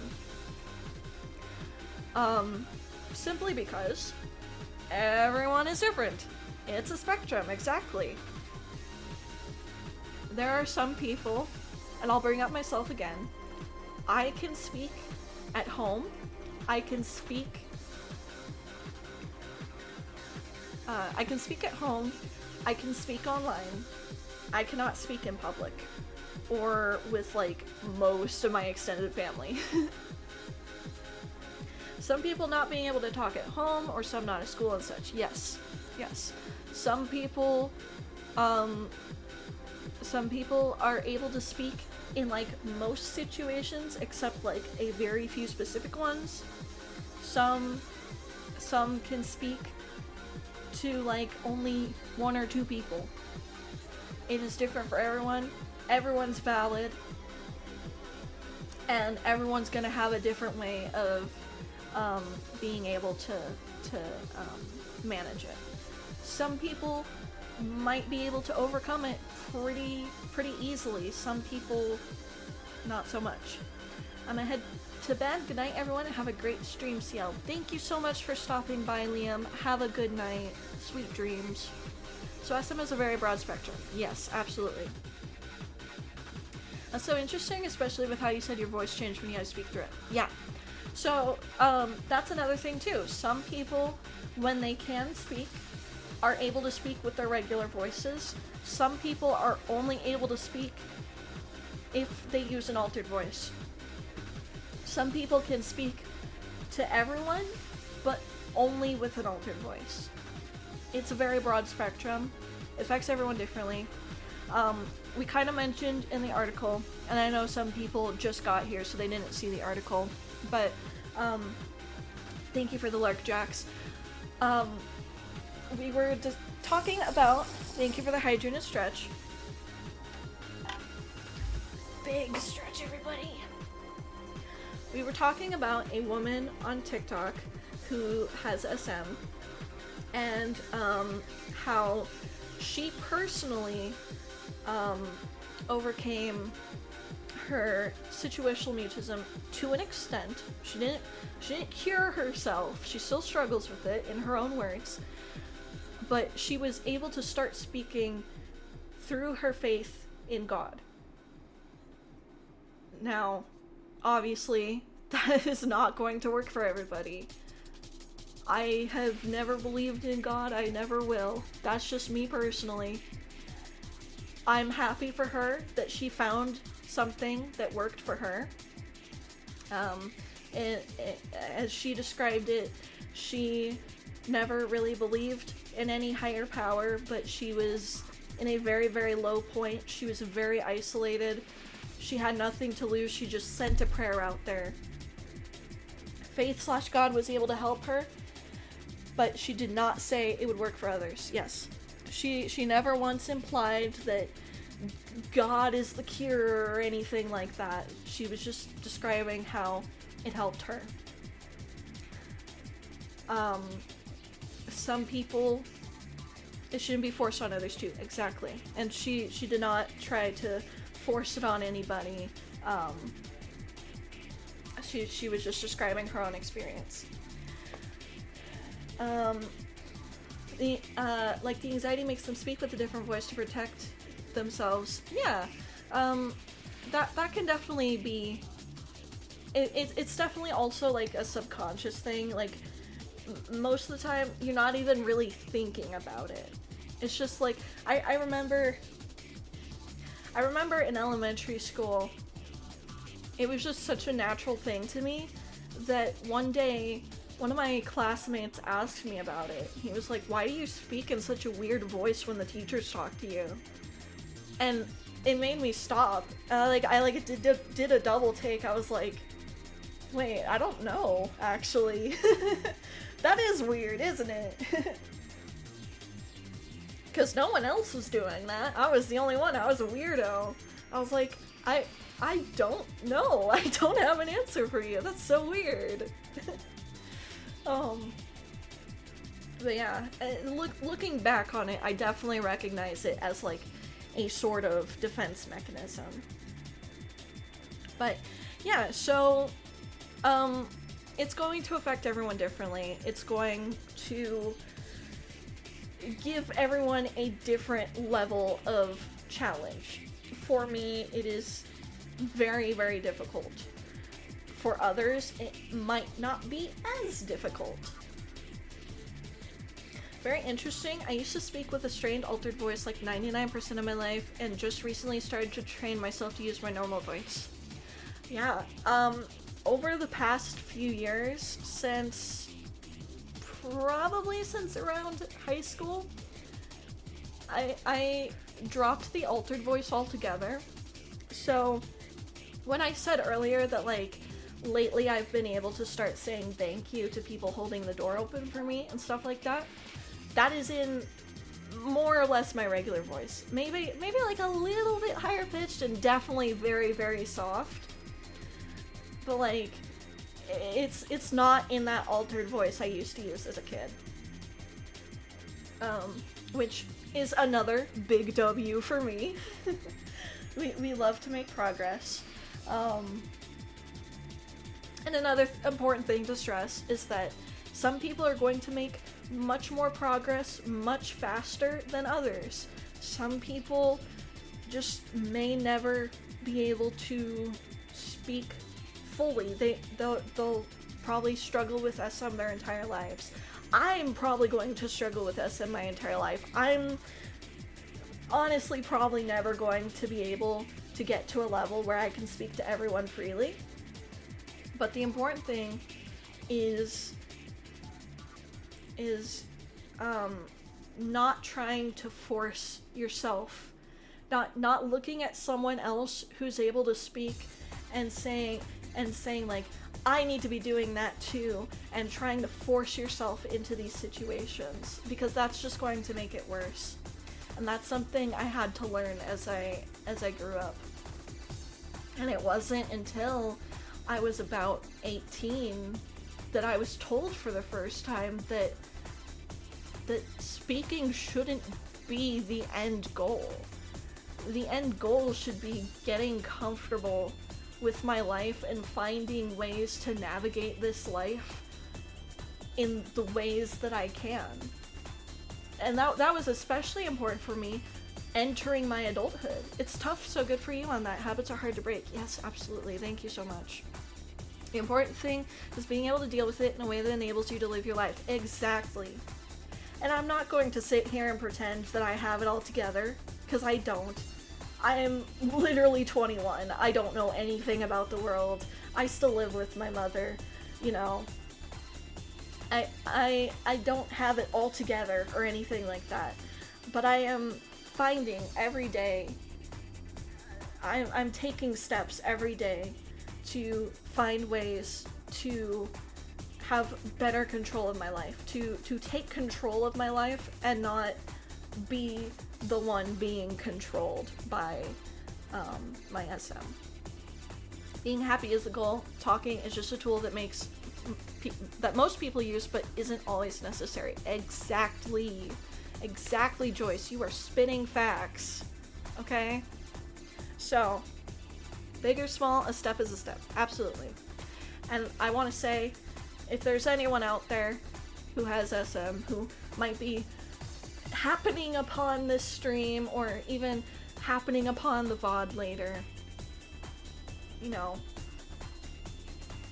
your experiences are valid, and unfortunately, there is no one answer to life. There's no one answer to SM. But that's okay. Everyone is dealt a different hand when they're born. Our hand puts us at a pretty big disadvantage, doesn't it? But you can still push through those odds. Even if it's not in the way you might envision, even if it's not in the way that I cope with my life, I manage through my life. You will, I have faith that you will find a way to get through life and any way you can, any way you need to. It's okay, CL, we didn't move out till mid-20s. No one can judge anyway. A lot of people are still figuring things out, even late in life. Absolutely. And especially my generation, you know, I'm Gen Z. We have been dealt a very difficult hand in this current in the state of the world as it is right now. But you know, we gotta make do with what we have. That's all anyone can do, and everyone has a different trajectory in life. Everyone, you know, everyone develops at their own rate. My brother and I were both pretty late bloomers. I can relate to the using a different voice in situations if I'm not familiar or comfortable with, specifically at work, when performing, when having to talk to management or new people. The dreaded phone/customer service voice, that's true. Don't ever worry about staying with your parents, the world is in troubled times. Yeah, absolutely. I'm basically still living at home. It is hard to avoid when you're dealing with disability. Yep. So, I think we can pretty safely call this one myth busted. Yep. Alright, chat. We are officially halfway through the myths. This stream was a lot longer than I expected to be. I honestly expected this to only be like maybe an hour and a half at most. But I think this is a good conversation to have. I think I'm very happy with how this stream is going.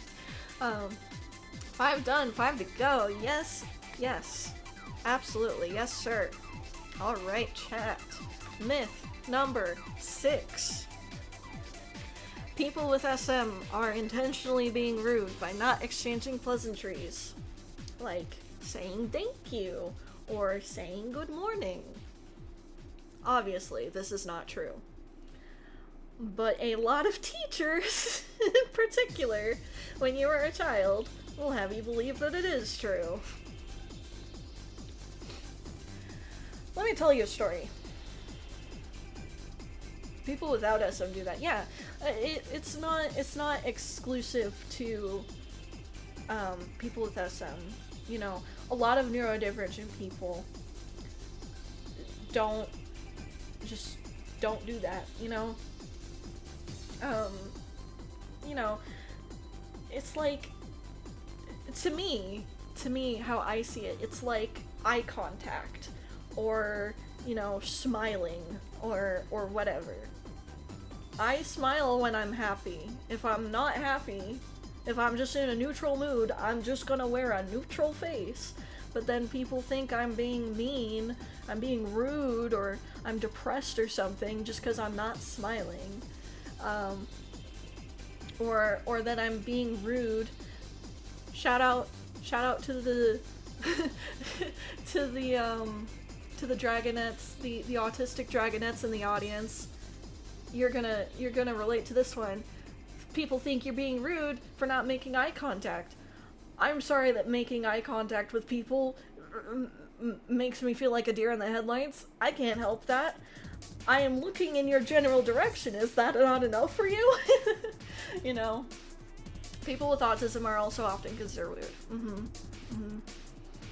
It is very common for neurodivergent people in general to be accused of being rude, just for things like eye contact or saying thank you or good morning.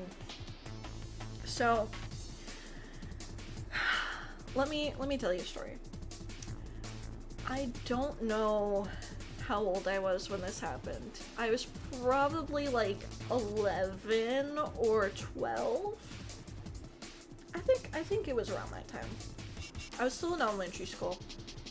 I had to go down to the office for something. I don't even remember what. I think I just had to like drop off lunch money or something. Or just like some letter to the office that my mom needed me to send or whatever. But I was on my way back to my classroom. And the art teacher was out and about, prowling the hallways, if you will. We ran into each other and she said, "Good morning." And I nodded to her and I smiled because that's my way of greeting people when they greet me back. And I started to go on my way. And then she stopped me. She physically stopped me. She like grabbed my arm or grabbed my shoulder or something. Or she like stood in my way. I don't remember exactly. But I think she grabbed my arm. And she turned me towards her and she said something like, when teachers say good morning, we say good morning back. Just something super, super condescending. Just super, super condescending. And I just stared at her. And I tried to leave. And she grabbed me again. And she said, or she implied, I don't really remember anymore, but she would not let me leave until I said verbally out loud, "Good morning" to her. So we were in a standstill for like, it had to be like a solid minute. And you could tell she was getting so impatient. She was so pissed. She was so mad at me.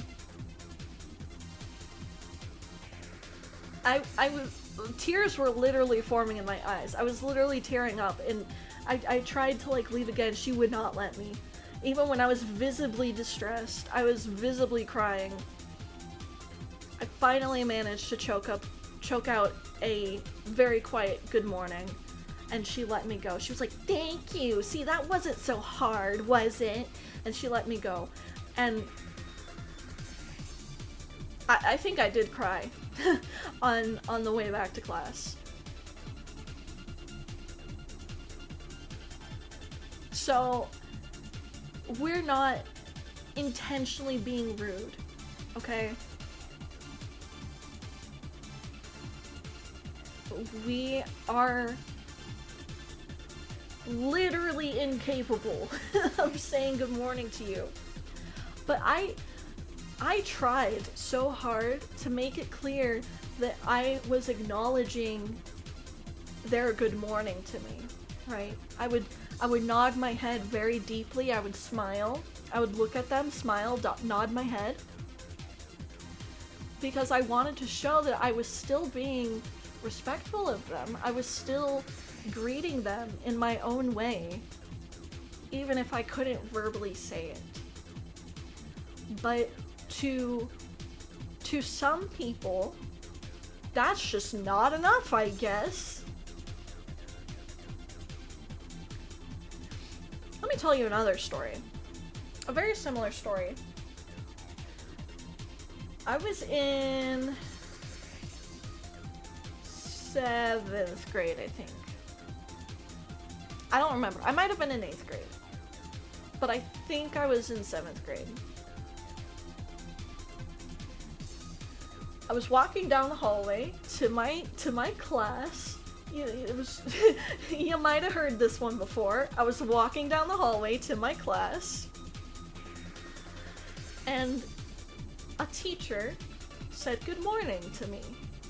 Now, I didn't know this teacher, so this teacher didn't know me, so I'll give them half points because they couldn't have known that I was mute.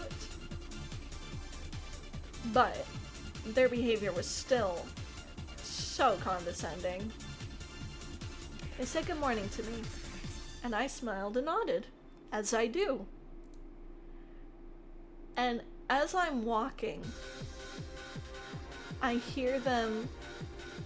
We'll call them. I don't know their name. I didn't know this teacher at all. We'll call them Mrs. Robert. Sure, Mrs. Robert. We'll say that's their name.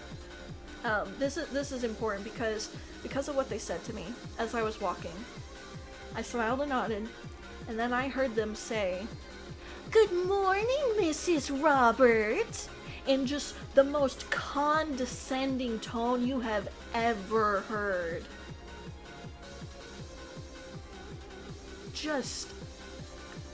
It was baffling to me how condescending a person could sound. Also, hi, happy, welcome in. I was like, girl, I don't even know who you are.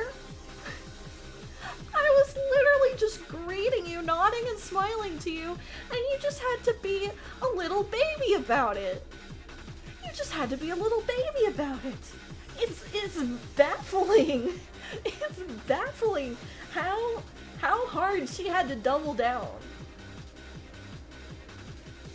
I understand being confused when someone doesn't verbally respond to you in the way you expect them to. But that attitude was so uncalled for, right? It was so uncalled for. So, anyways, I think I've made my point. Even if you don't have SM, everybody goes about life in their own ways. Everybody expresses themselves in different ways. I have my own way of expressing myself. I have my own way of greeting people. I am not intentionally ignoring you.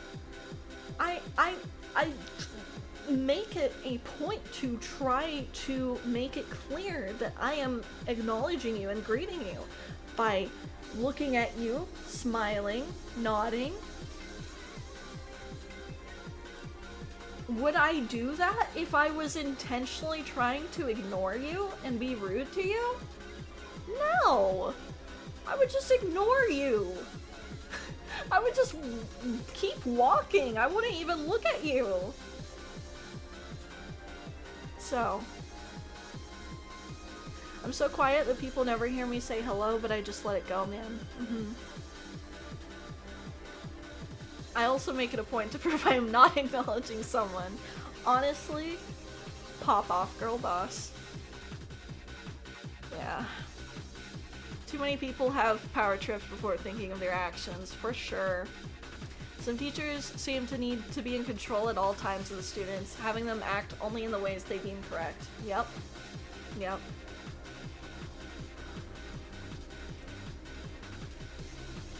I was terrible at responding to people at school. Are they talking to me? Probably not. When they were, too bad, I guess. Yeah. And like Joyce said, sometimes you just don't even realize that people are like talking to you or like trying to get your attention. It's just so strange to assume it's always about you. It's always, we're always doing something to spite, like, you specifically. It's just such a, like, me sort of standpoint, you know? Like, so strange. So strange.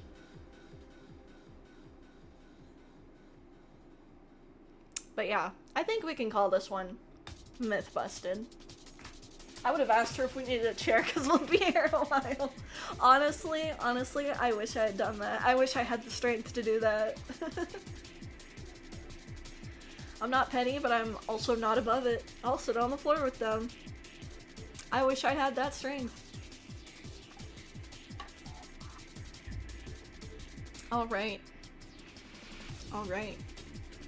We're doing good, chat. We're making good progress. We ready for the next one? Myth number 7. SM goes away with time or growing up. Say it with me, chat. I'm 21. If SM went away as time went on, as you grew up, I want to be here right now. I'd be out touching grass, having a jog.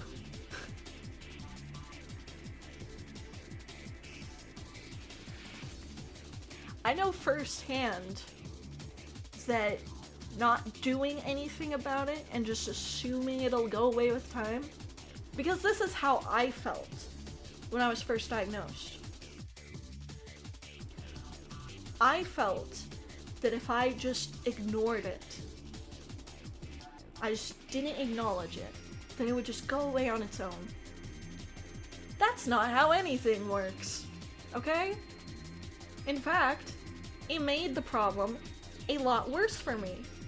I mentioned before that I was able to speak a lot more as a kid, and it got worse as I got older. You know why that was?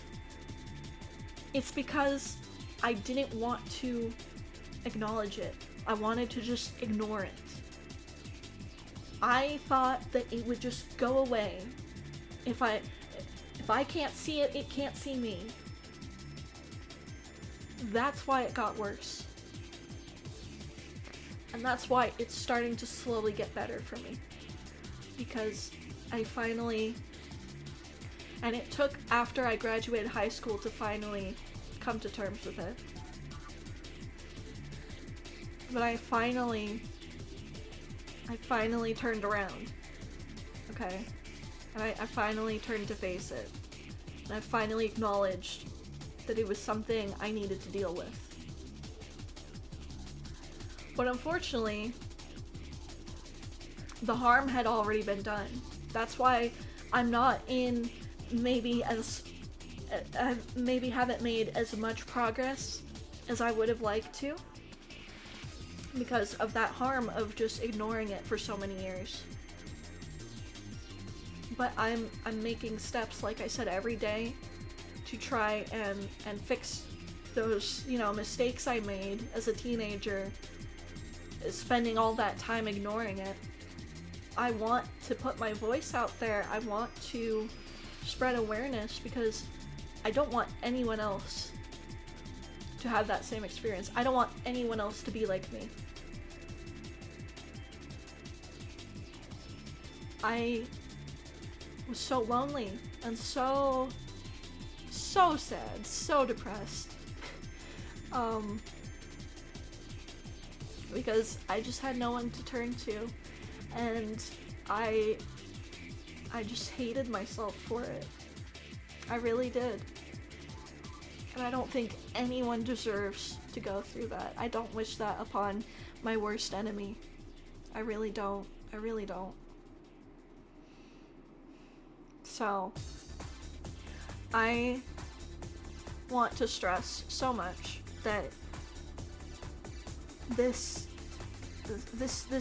perception that it'll just go away, it'll just get better. You don't have to do anything about it. It'll just go away.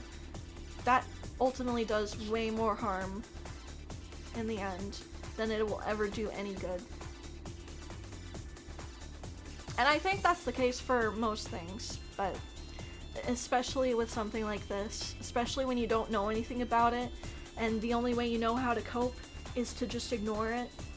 It just hurts you in the end. Drive safe, Jazz. Take good care. So, I honestly threw this one in because this was my own misconception growing up. A lot of these I framed as like misconceptions that outsiders have or that parents have. This one in particular was a very real misconception that I had about my own condition. Unfortunately, ignoring issues does indeed make them worse most of the time. I know, as I'm great at ignoring issues and terrible at dealing with them. It can be very, very difficult to acknowledge that there is a problem and that it needs to be dealt with, especially when you don't even know where to begin in the slightest. But you have to take those steps. You have to acknowledge it, because yeah. I hope I've gotten my point across. You're an inspiration, so oh, thank you. I'm gonna cry. Don't do this to me. I still have 3 more minutes to go over, and then like a whole nother section.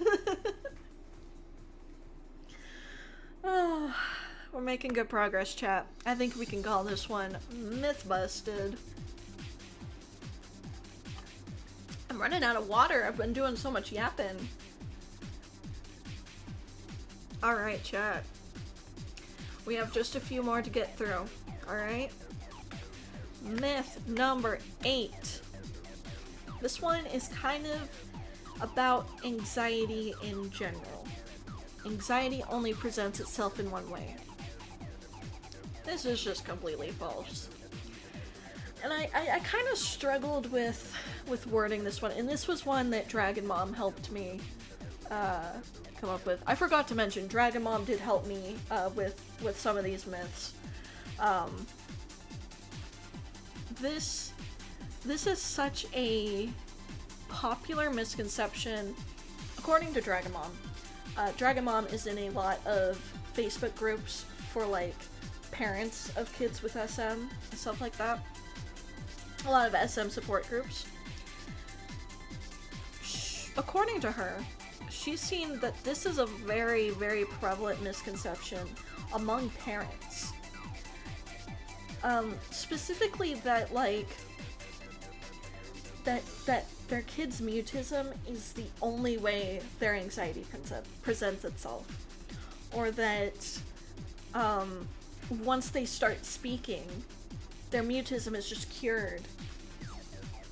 Oh, you're cured. You can speak now. Good job. Proud of you. Obviously, that's not how that works. I will reiterate, SM is very plainly an anxiety condition. Anxiety is the root problem. We have just such overwhelming anxiety about speaking that we physically cannot, we just shut down. So, one thing that is like very important for everyone to know, if you have SM, you have anxiety. Like anxiety disorder anxiety, not just, oh, everyone has a little bit of anxiety, everyone gets a little bit nervous. No, you have anxiety disorder if you have SM. All squares are rectangles. Not all rectangles are squares, but all squares are rectangles. Okay? If you have SM, you have anxiety. And if you have anxiety, even if you don't necessarily have SM, if you have anxiety, you know this for a fact. your anxiety is going to present itself in a bunch of different ways.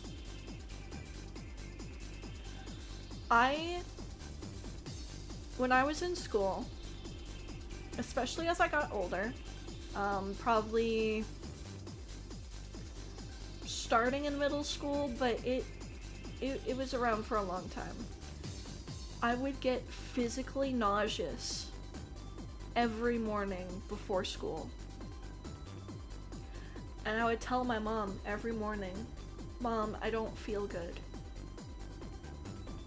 Because I was physically nauseous at the thought of going to school and being in that social space. That's anxiety manifesting itself. Obviously, again, I'm situationally mute. That's another way of anxiety manifesting itself. You know, freeze response is another way anxiety presents itself.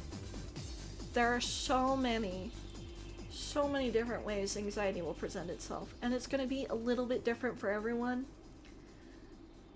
But even in the same person, there are going to be multiple different ways your anxiety manifests, depending on the situation, depending on the circumstances, depending on how severe the anxiety is.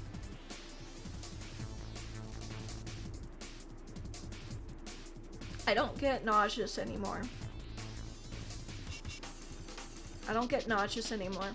But I get very, very shaky when I'm really anxious about something.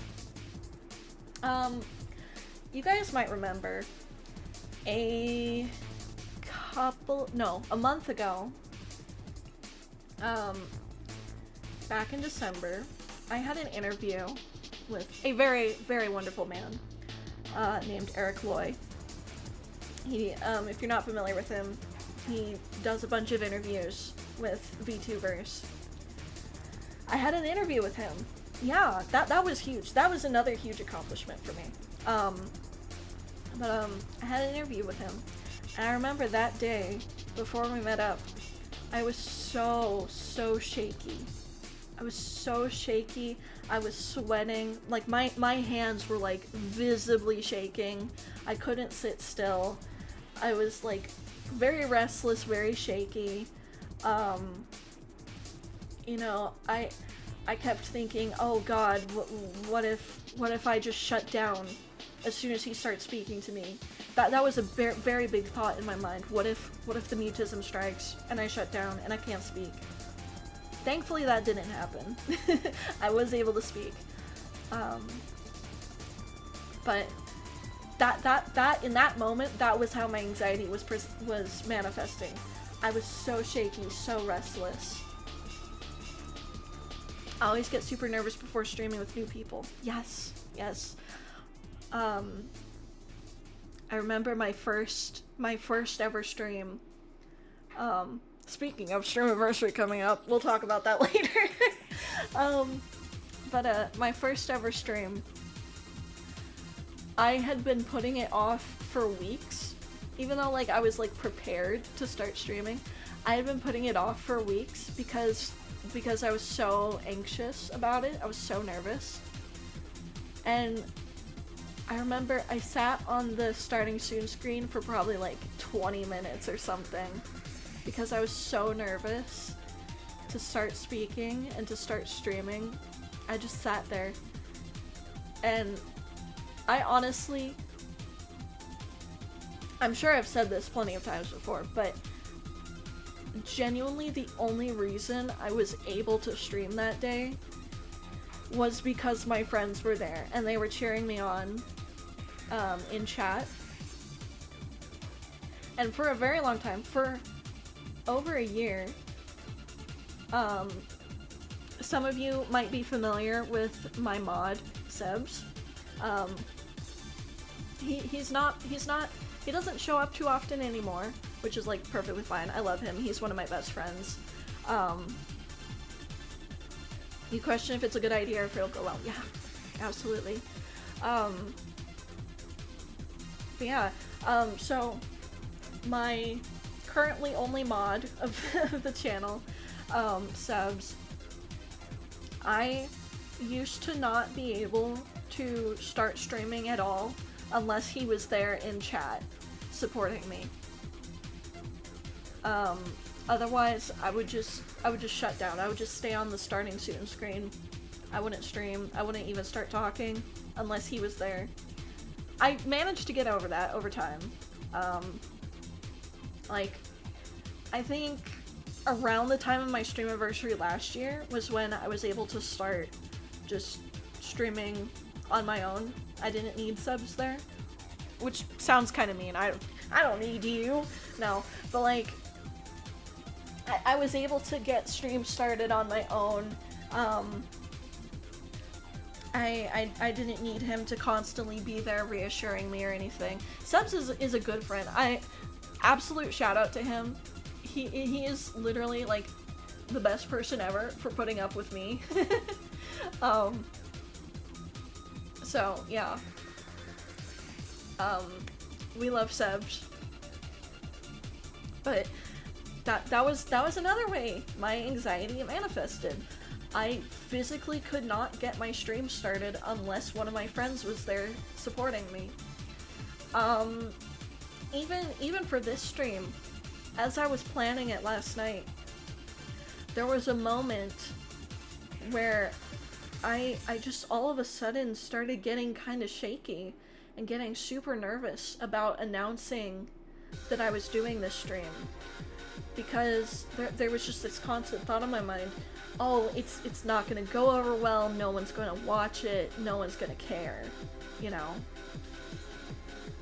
So, like, yeah. All this to say, obviously anxiety will present itself however it wants to. It has a mind of its own, and there's nothing you can really do to control it. Sometimes it'll just change up on its own, like it did with me. But I think in my case, part of it was because I started taking medication. I've been on medication for 4 years now? No, not 4. I think 3 years. No, it was 4 years. It'll be 4 years this year. That's actually crazy to think about. It will be 4 years this year since I started medication. Yeah, so I've been on medication for several years now. Because I started after I dropped out of high school. And obviously after I dropped out of high school, I didn't have that anxiety around going to school anymore, so the nausea stopped.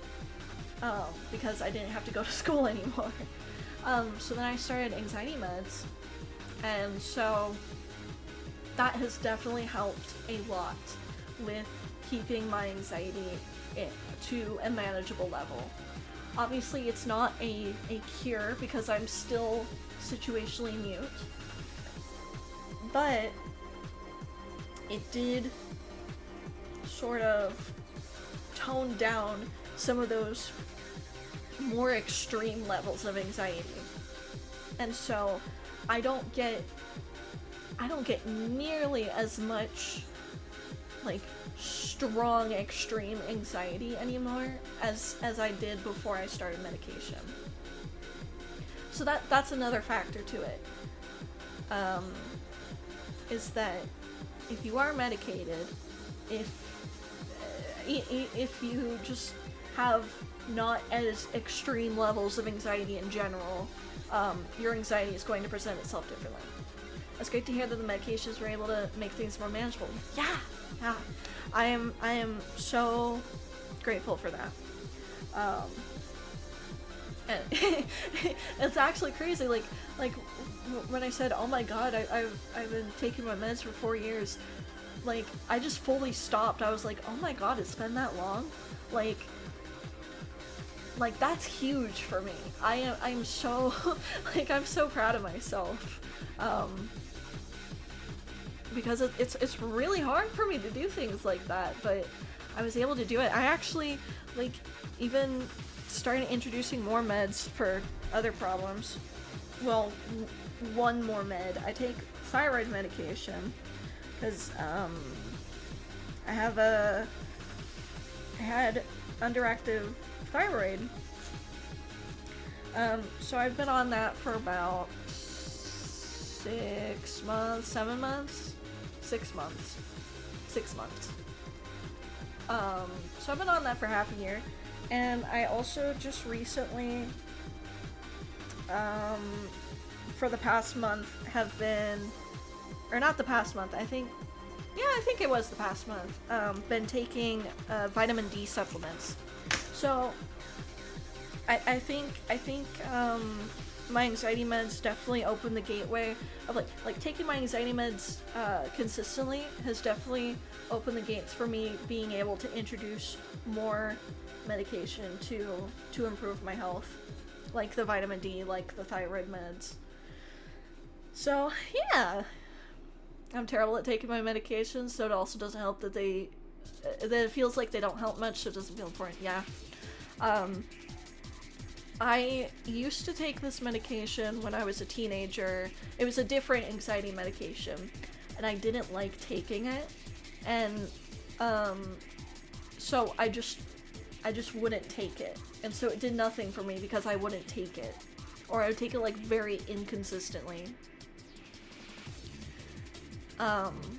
So the other important thing too is like if you are going to pursue the route of like medication, it has to be on your terms, and you definitely have to stay on top of it for it to actually have an effect. But yeah, I think I've said my piece on this one. Obviously, anxiety does not only present itself in one way, and even if someone does start speaking, someone is able to speak who has SM, that doesn't mean their SM has gone away. It just means it could come back at any point if the anxiety gets worse again. Like, you are not cured just because you're able to start speaking to teachers and stuff, you know. Okay, so I pressed the wrong button again. This one is Myth Busted. 2 more chat. Are we excited? I think I'm gonna have to get more water after our last myth. So we'll do the next 2. We'll take a quick intermission. Which, okay, ad break, sure. We'll take a quick intermission after our last 2 myths. And so I can get water. And people can get up, stretch, get water, go to the bathroom, whatever they need to do. And then we'll move on to the next section, because we do have more sections of this. I did not expect this stream to be so long. But I'm glad it is. I think like I said earlier, I think this is very important. Very important stuff. I don't know if anyone's ever done a full like 3-hour stream just about SM before, so I'm happy to be a pioneer if so. You know, this is stuff that needs to be said. Ironically enough. Alright, chat. I pressed the wrong button again. I need to stop doing that. Myth number 9. This is another one that Dragon Mom has said is pretty common among parents. Kids with SM are just being rebellious. This is... we were talking about this last night, and Dragon Mom also said this was one that she personally thought as well when I was first diagnosed. Or even before I was diagnosed, and she was like still researching it, trying to figure out what was wrong with me. After the myths, there's alternative communications and questions from class. Yep. So we've got just a bit more to get through. Yeah, so this one's kind of personal for Dragon Mom, and I think a lot of parents out there. Obviously, we are not doing it just to be rebellious. We don't have a choice.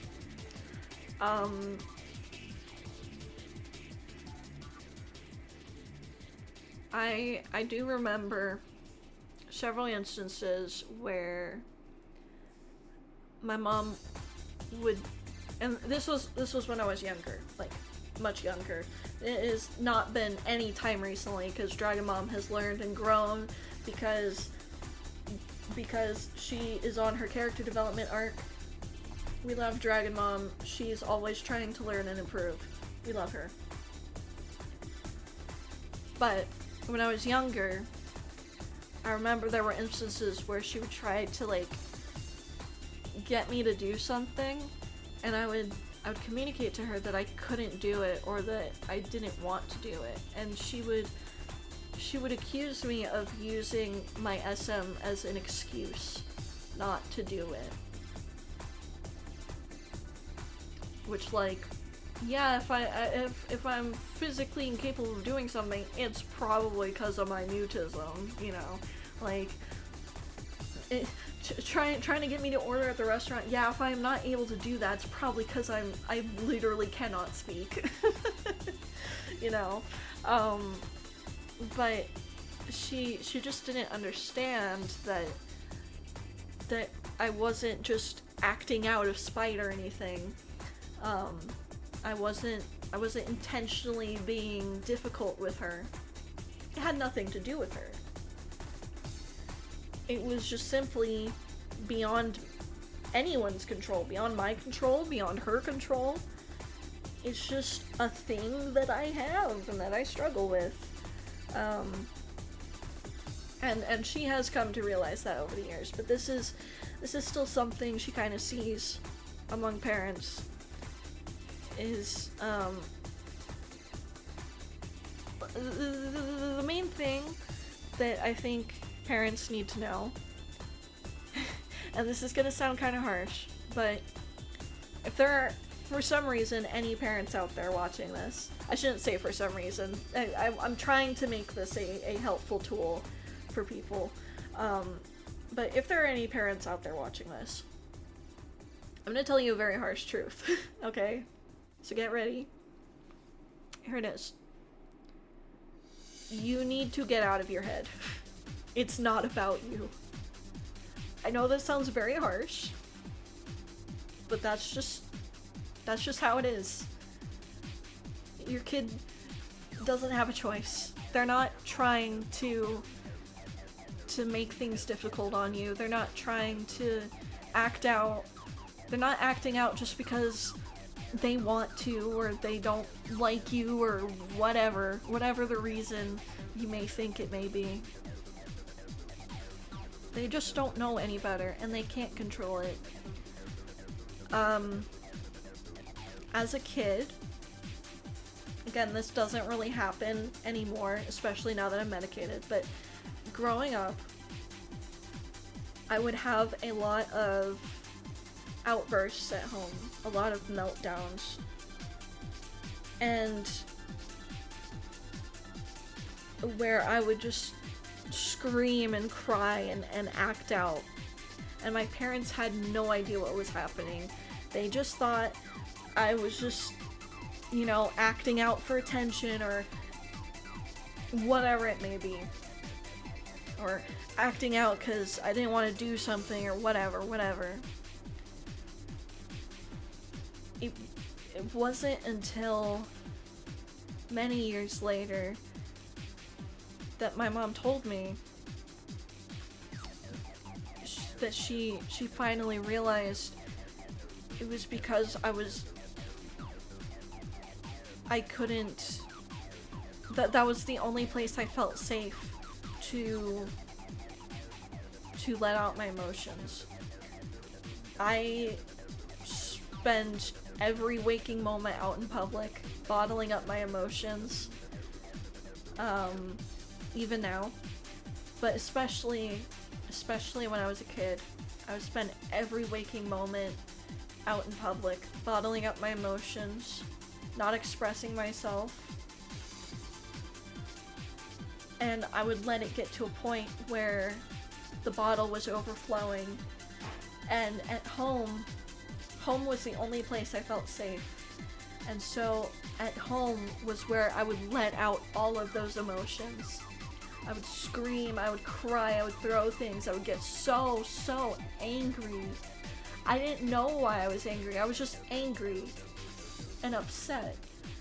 And I took it out on my parents, and obviously I feel so bad for my parents. But it was because I felt safe there. I felt safe there to express myself, to let those feelings out. And obviously I'm not trying to say that's a healthy way to cope or anything, but that was the only way I knew how to cope. That was the only way I knew how to let my emotions out. Because it is so painful to bottle up your emotions all day long and then not have anywhere to direct them to. So, yeah. I wasn't acting out just because, you know, I wasn't acting out just for fun or whatever, you know. It was because I had nowhere else to let my emotions out. So, yeah, it really has most of the time nothing to do with the parents. It's just that we don't know any better. Pretty much. Yeah. So, myth busted. One more chat! Oh my goodness. Are we ready for the last myth? I don't even know what it is. I don't remember. Are we ready? Because me personally, I'm ready.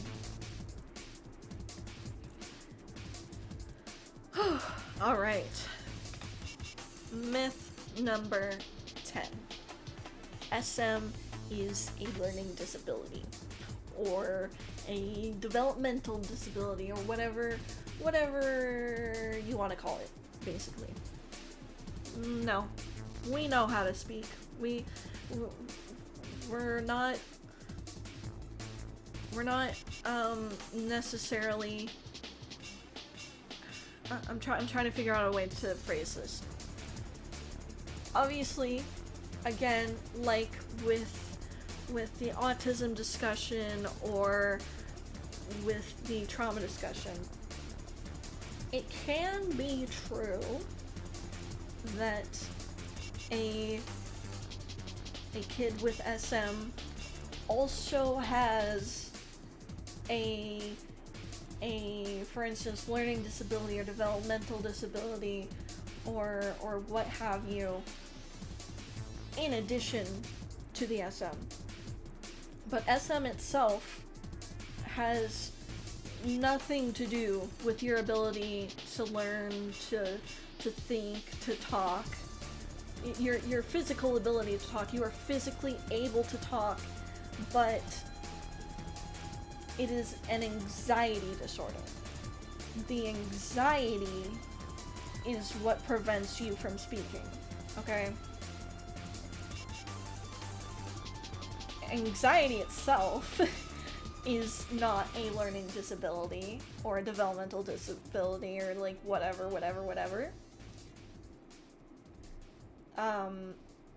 So simply because of that fact, SM is not either.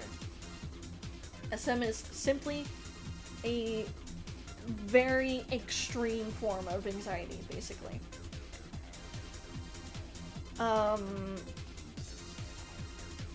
People with SM are still thinking beings. We know how to talk. We know how to listen, I guess. We are emotional. We have feelings, believe it or not, even if we don't express them. We have thoughts and opinions. We have personalities. We have everything everyone else has the ability to do.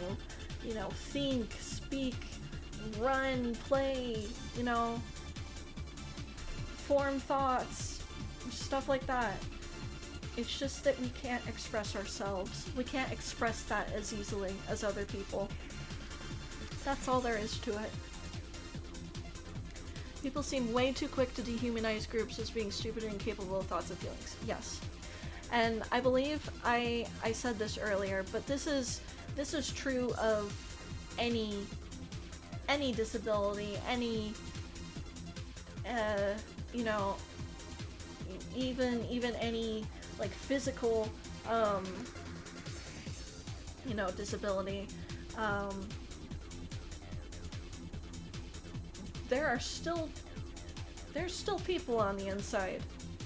Even if they're a little bit different outwardly than you might expect. We're all human beings at the end of the day. Okay? And it's, yeah. So, no, SM is not a learning disability. We just can't express ourselves as well as others. So, yeah. That was pretty quick. That's that's honestly all I have to say on that. But yeah, myth busted. So, with that being said, chat, it is time for an intermission. Yes, Joyce. So, I'm gonna go get some water real quick. Thank you for the hydrate and stretch. Everyone take this chance to drink some water, get up, stretch, walk around, eat food, go to the bathroom, do whatever you need to do. We will be back in, we'll say 3 minutes, okay? Let me switch to the just chatting screen. We'll be back very shortly. Where's my be right back screen? There it is. We'll be back very shortly.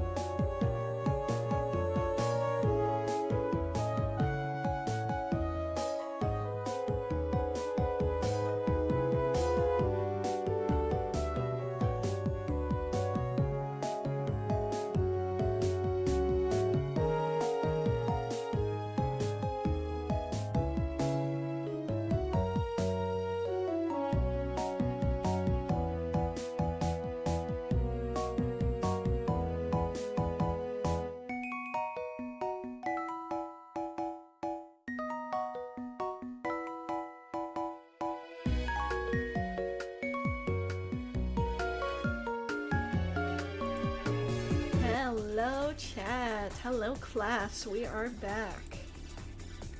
I've got my water. I finally cooled off enough to have my sweater back on. I had to take it off earlier because it got really hot in my room for some reason. But we are now ready to begin our next segment of the presentation. This one's probably gonna be pretty quick, much quicker than the Mythbusters. So I'm gonna go over a few alternative methods of communication that that we can use. I mean, energy drink to try and stay up for the entire class. It's 2 a.m. over here. Oh no! I'll try to wrap this up quickly then, so that you don't have to stay up too late.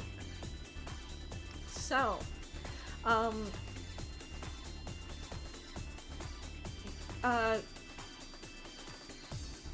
trying to figure out how to word this. Not everyone is going to be able to use some of the methods that I discuss here, and some people are, and that's great. I just want to kind of take this time to show that communication is not just about speaking. There are so many more elements to communication, even if you are able to speak. There are so many more elements to communication than speaking. And so there are other ways for us to still be able to express ourselves. Maybe there's someone out there who has SM and they're feeling stuck and they want to try and find other ways to maybe communicate that they've never tried before. Or maybe there are parents who are trying to find ways to help their kids, and maybe want to introduce some of these methods to their kids. We're gonna kind of talk about some pros and cons of each of these as well.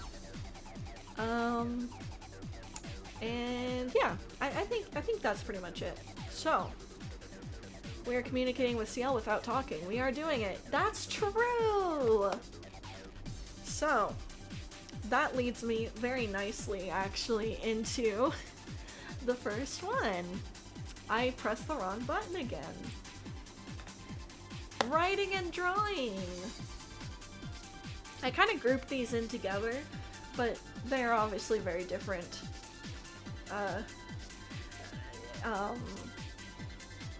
They're very different from each other.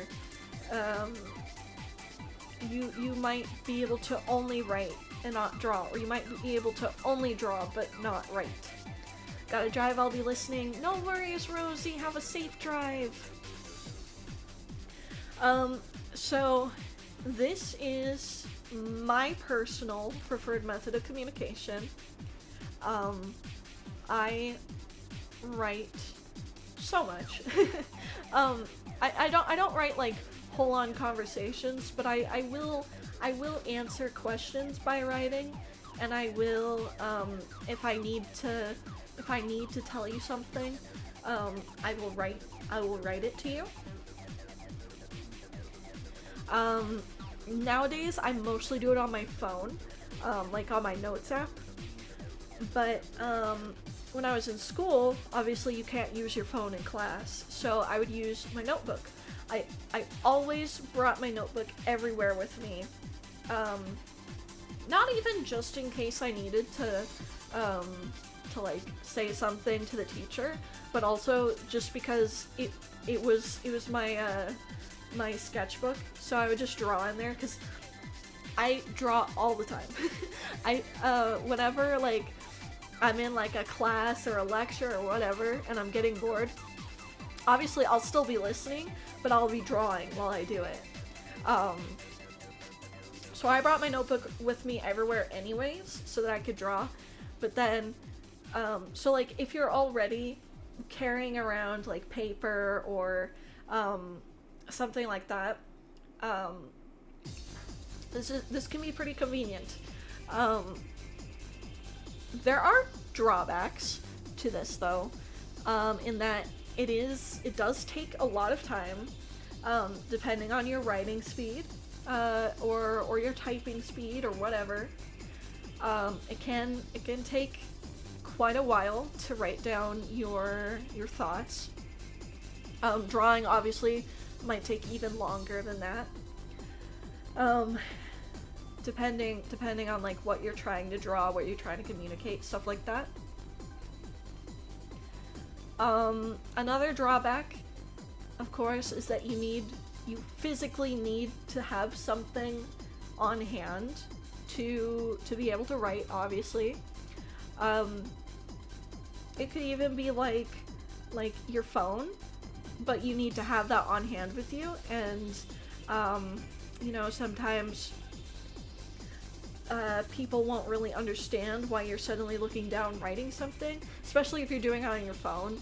They'll just think like you're ignoring them and texting someone. But like, so that's a big con, is like you need to have something on hand, and the other person has to understand that that's what you're using to respond to them. Because sometimes, especially if you're doing it like on a phone or tablet and you're texting, it's not immediately obvious that that's what you're doing. It just kind of looks like you're texting someone. Hi Pelian, welcome in. Even here in chat, can feel typing can be slow at times. It definitely can, especially if you're trying to like formulate a thought and it's taking a while to form a thought. It could definitely take a while to like get the words right. So those are a couple of big drawbacks for writing and drawing.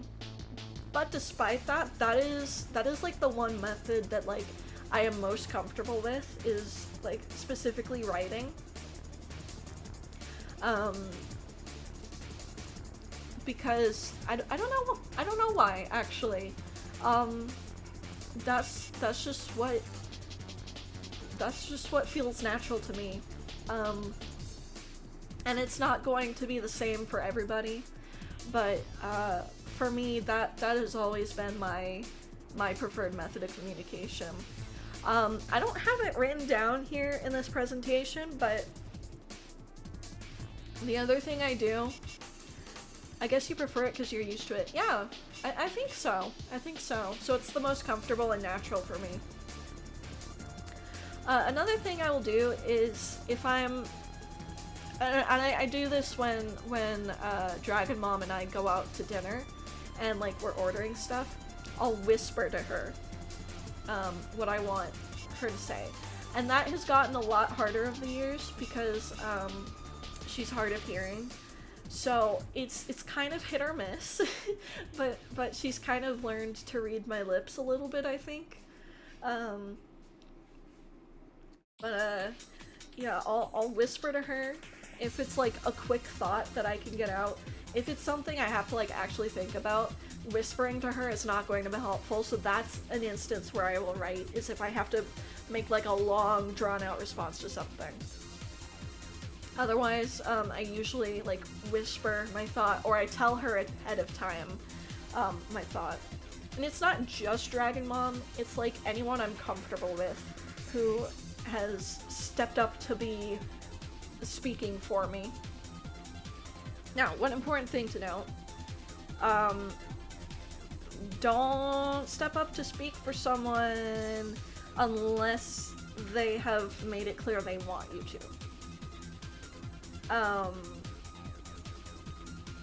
Because if you just assume that you're gonna need to speak for them, they might get frustrated when they're trying to speak for themselves, and then you just talk over them.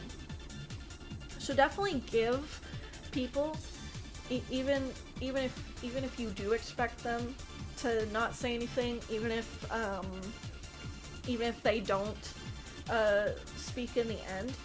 Always give them just kind of that chance to speak for themselves. Yeah, yeah. So yeah, don't jump to assumptions right out the gate. This one is mostly directed towards parents. Give them the chance to speak for themselves, but if they make it clear they're not going to speak, then it's okay to speak for them. But yeah. So the next one is, I pressed the wrong button again. I gotta stop doing that. Is sign language. Now, sign language is a whole language of its own, developed for the deaf community. So this is already like I shouldn't say widely used, but it is I guess it is a pretty well used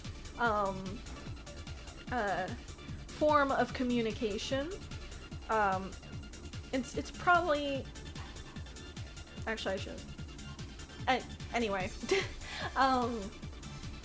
yeah, it's a pretty well used language. It's an existing form of communication that doesn't require speaking, and if you get really good at it, you can sign very quickly and get your thoughts across very quickly. That's one benefit to sign language. The downside to sign language is that most people don't know it. I mentioned this earlier, but I took an ASL class in high school, and I failed the class, and I don't remember any sign language. Because I have never been in a situation where I needed to use it, let alone could use it, because I never got that far in my class. Yeah, I did online school for my first year of high school, and one of the courses was ASL. But I failed because I failed all of my classes that year.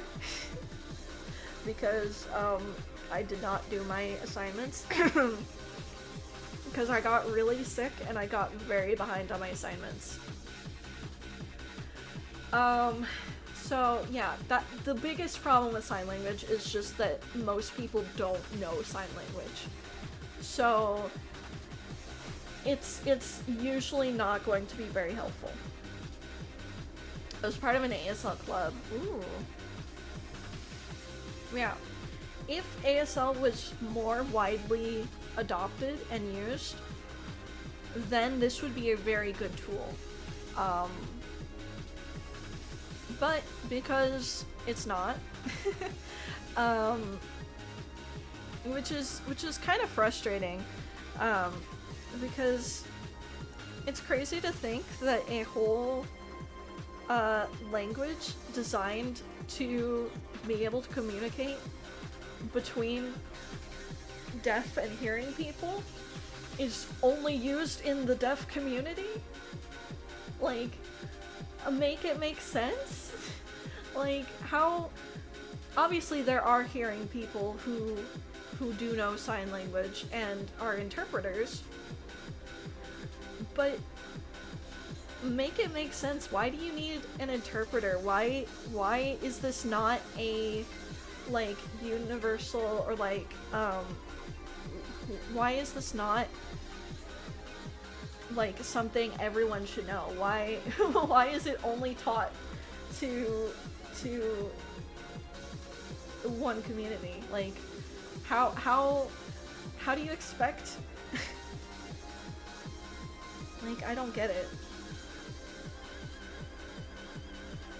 Like, how do you expect deaf people to communicate with you if you don't know what language they're using?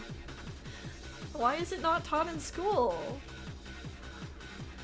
Yeah, I get that one. I'm unfortunately terrible with languages. I know Norwegian and English, and I got a 2 in German at school, barely scraping by. Oh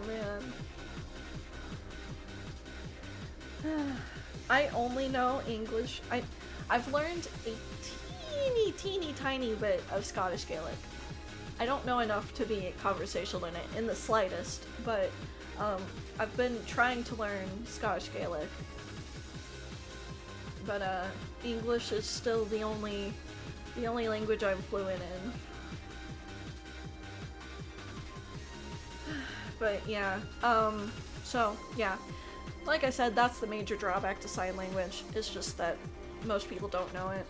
I guess if you had an interpreter with you who can speak and knows sign language, you could just sign to your interpreter and they could relay the information, I guess.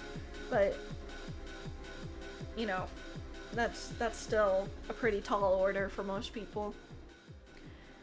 Favorite ice cream flavor? I don't like ice cream. I'm sorry. Next method is body language. Like nodding yes or no, shrugging, pointing, stuff like that. This is the other main one that I use. Oftentimes, Dragon Mom will communicate to people, like if I'm getting my hair done, Dragon Mom will be there and she'll be like, hey, try to stick to yes or no questions, right? And that way, if you ask me a question, I can just nod for yes, shake my head for no, shrug for I don't know. Shrugging is also kind of my default response for I want to say something that is more complex than yes or no, but I am not physically capable of speaking right now. Also, like, pointing to things, if someone, you know, holds up a bunch of options, like, oh, do you want green or red or blue, and they throw up, like, they hold up cards, like a green card, a blue card, or a red card, or whatever I said, and then I can point to one. Stuff like that.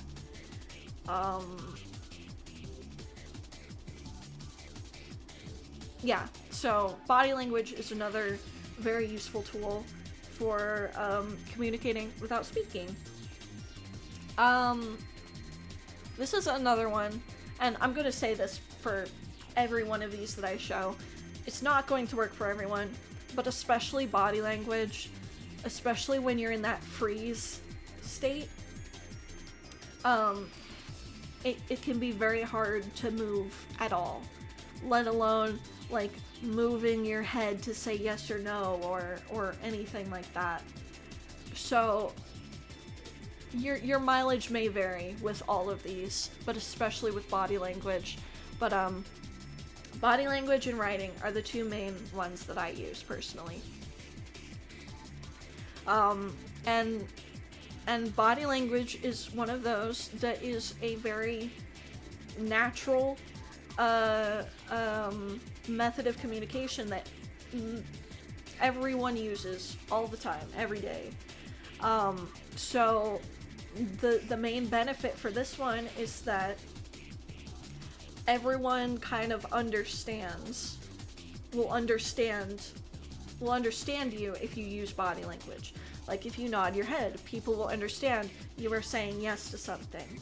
If you shake your head, people will understand you're saying no to something. If you shrug, stuff like that. If you point to something, people will understand that you're trying to direct their attention to that thing. So it is something that everyone understands. The main drawback to body language is that there's not a whole lot you can express with it. You can't form complex, you can't communicate complex ideas just through body language alone. you have to stick to like the bare minimum of like very, very simple communication. Yes or no questions, point to the thing you want, stuff like that. That's the main drawback for body language. The other main drawback is, like I said, when you're in the freeze response, it can be very difficult to move at all. So, yeah. That is body language. We have, I think, a couple more. Maybe one more? I don't remember. Like I said, I have not reviewed this presentation since last night. So I don't remember. I know there's at least one more. Next, method of communication. Pointing to pictures and words. Okay. So this kind of ties into body language, but this one's like more specific. This would be like if you have like let's say a menu or a letter board or something. You know, you might point to letters to spell words. You might point to menu items to like order food. You might point to a picture to, I don't know, describe how you're feeling. Maybe you point to a picture of a guy smiling and you're like, that's my mood today, you know? The main benefit of this one, I think, is kind of similar to the body language one, where most people will kind of understand when you're pointing at something. Maybe not as much with like the letter board and like pointing and spelling words. Emoji board to point to in real life, so true. But like if you're pointing to like specific words or specific pictures, most people will understand that you are trying to communicate something to them, right? So, that's the main benefit. It can also be pretty quick, as long as you know, like, what you want to communicate to them, what you want to point to. That's also a pretty quick way to communicate, is just, you know, maybe you're ordering food at a restaurant, like I said, and you show them the menu and then you point at the menu item that you want. And they're like, okay, so you want the chicken nuggets. Got it. Right. The main drawback to this one is you have to have something to point to. Whether that's like you have to carry a letter board everywhere so you can point at letters to spell, or, you know, carry a emoji chart, emoji board to point to emotions, or, you know, a magazine to point to specific words, or a menu to point to food, stuff like that. You need to have something physically on hand to be able to point to. That's the main drawback for that one. Okay, I know there's at least one more. I think the next one is actually the last one. I think. Let me take a drink of water. My goodness, we've been yapping. Okay, next one is text-to-speech. So this one, I'm gonna say I have this one kind of broad, because there's a few different ways I'm going to like explain how text-to-speech could be applied. The first one is like literally typing something in a text-to-speech program and then hitting play. The other one is there are these AAC apps, AAC being alternative augmented communication, I think is what it stands for.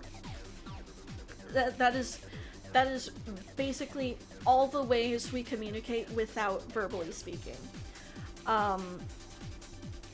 So, so these AAC methods that I'm showing you all, these are all very common ways people with any sort of like speaking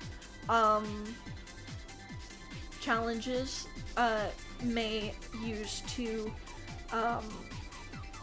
communicate still. Like if you were like physically mute, or if you're situationally mute like I am, or if you have like a really bad speech impediment or something like that, like you have some sort of like, or like you have speech development like issues or something like that.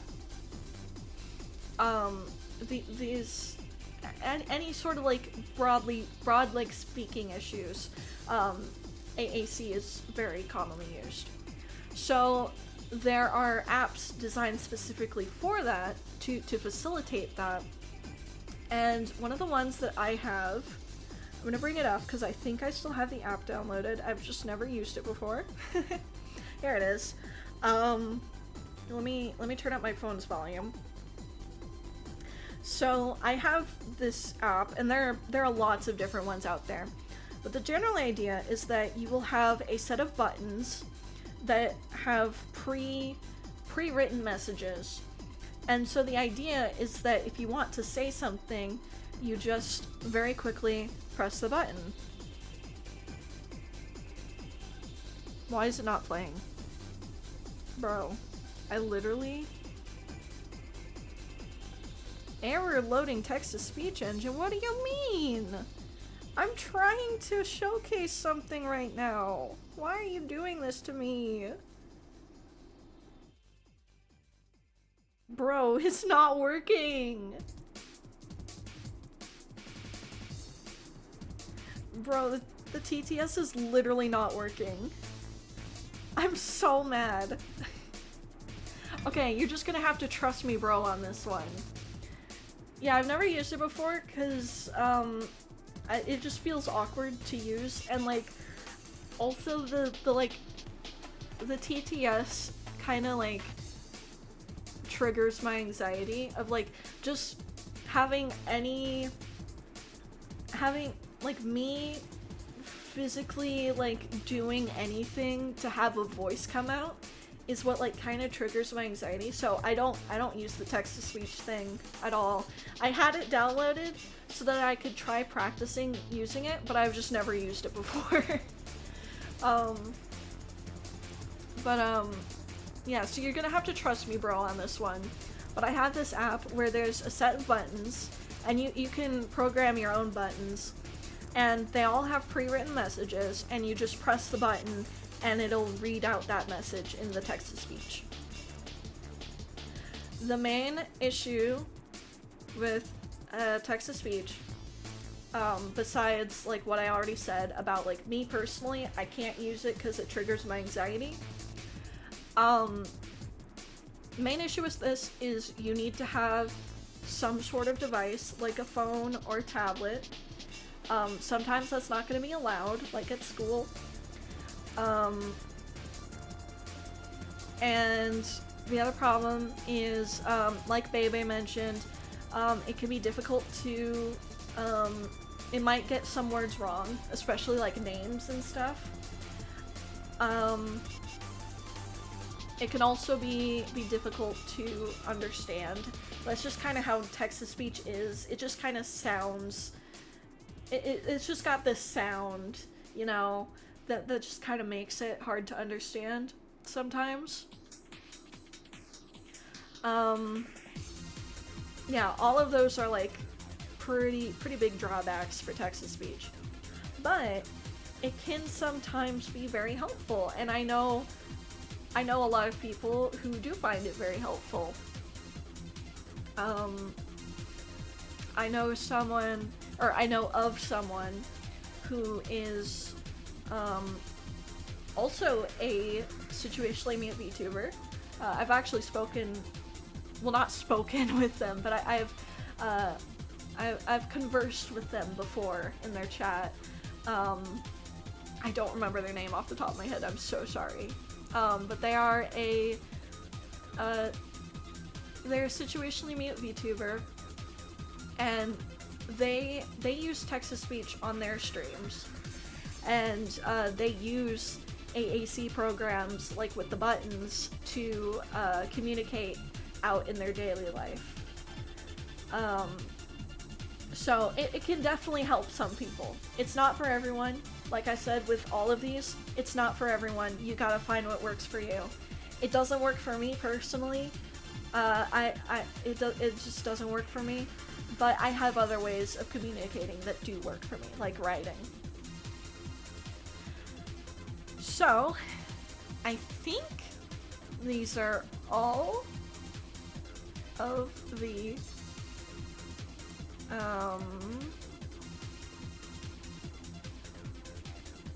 of the alternate methods of communication that I wrote down. And more. I had to add the and more. Dragon Mom has eaten without me. This is so sad.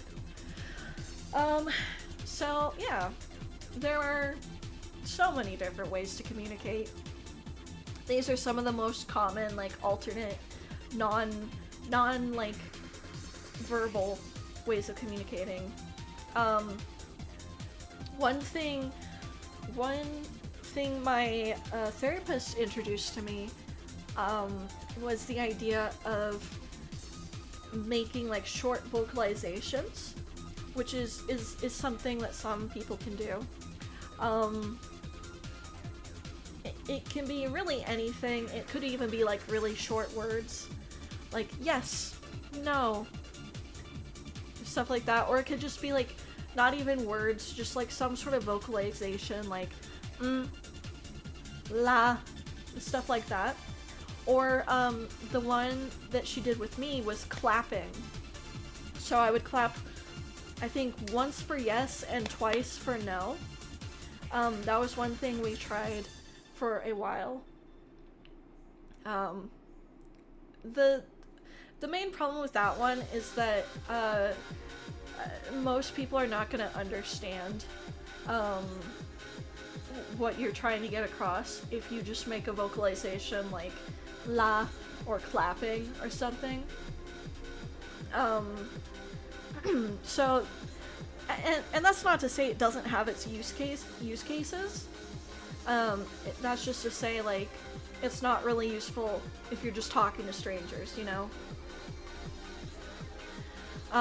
So yeah, there's all sorts of different ways to communicate without speaking.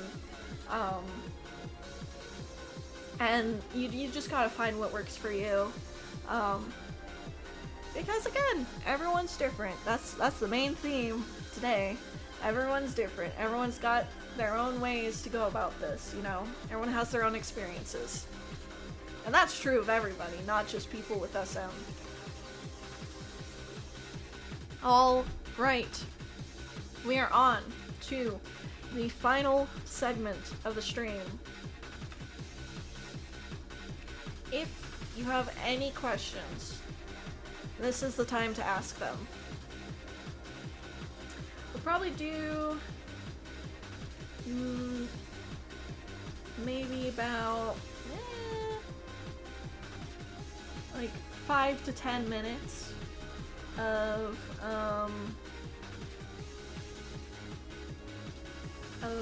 accepting questions if anyone has any. If there's a lot of questions, we might go on for longer. If there's not many questions, we'll probably just wrap up soon. Y'all, the Twitch stream preview is freaking out right now. What are some of the things that have helped you the most in dealing with SM?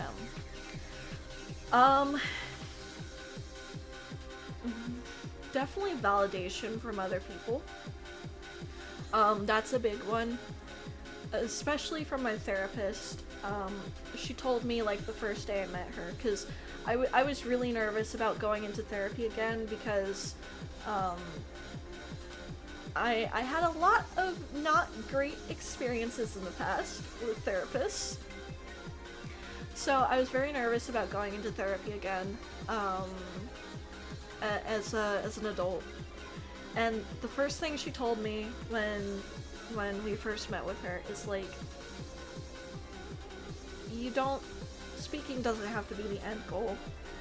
The end goal needs to be managing your anxiety.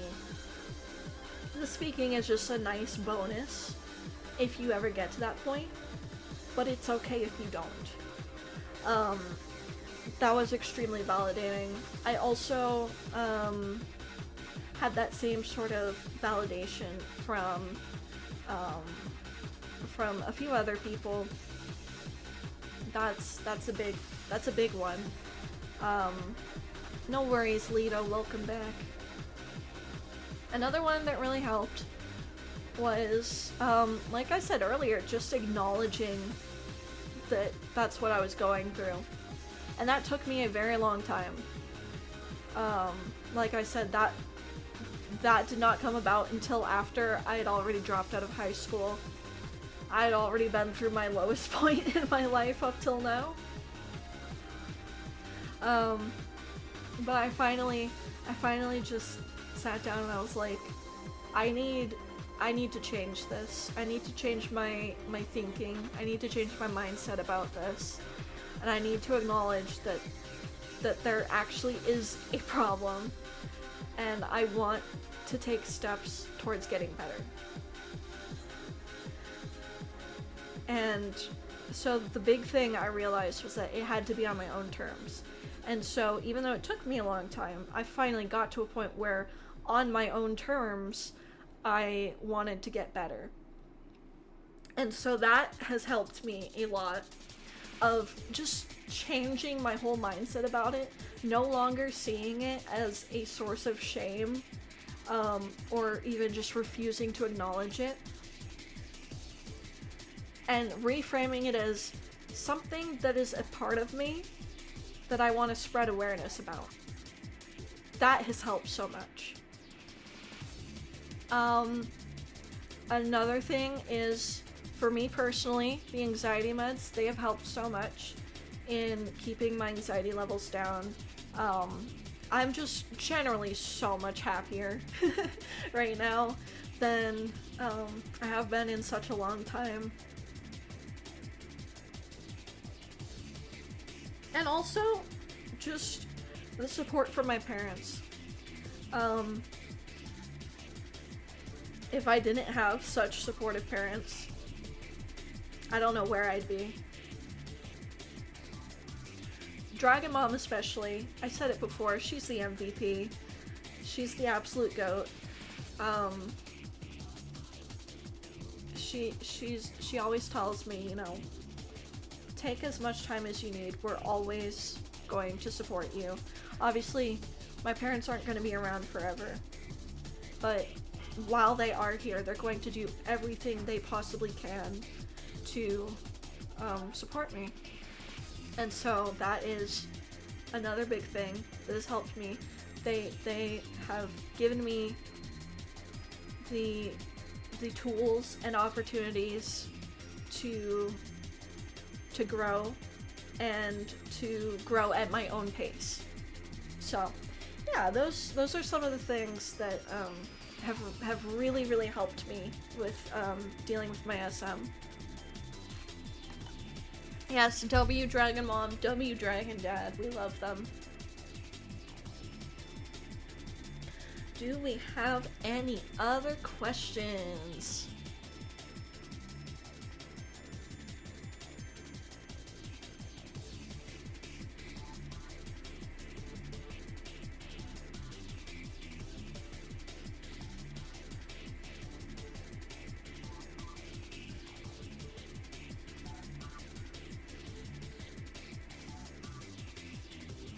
Sorry for making you repeat this if you did. I've been in and out a bit.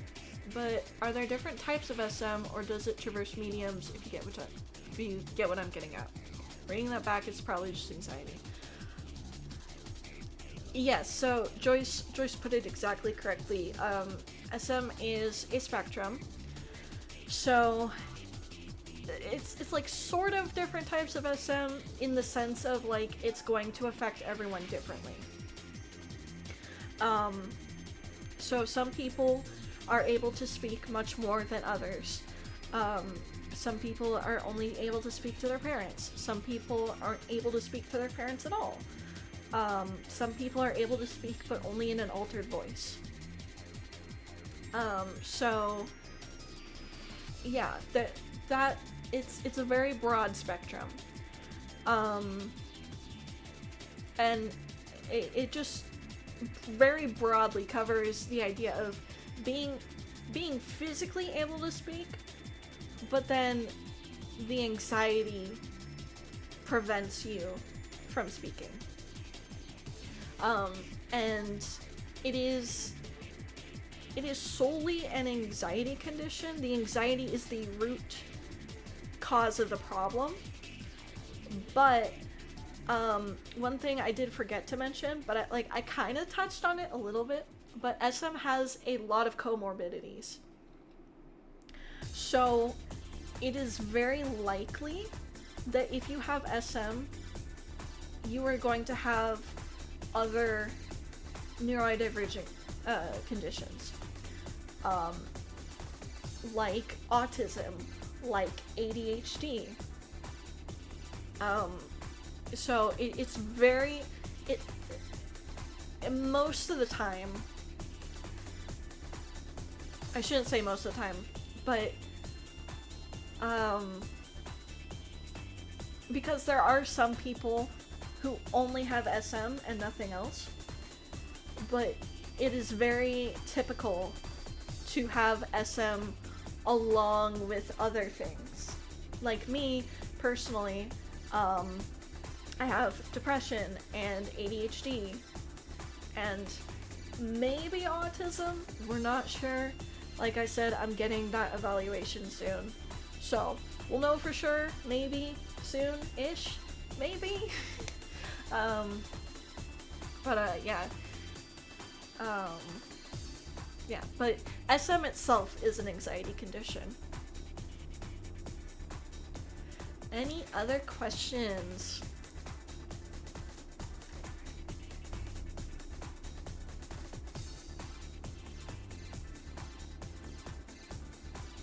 Oh, ad break. I'll wait till the ad break's over.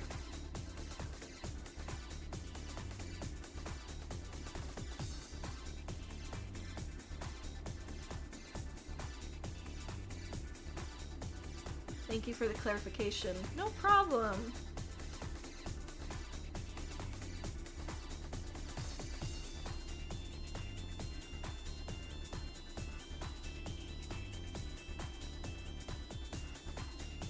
I'm always happy to answer questions, even outside of this. If you ever think of a question after the fact, please feel free to ask me. I'm always happy to answer questions and to provide my my insight, if you will. You talked about ignoring the SM making it worse. Has there been anything else that has made it worse? That's a good question. I'm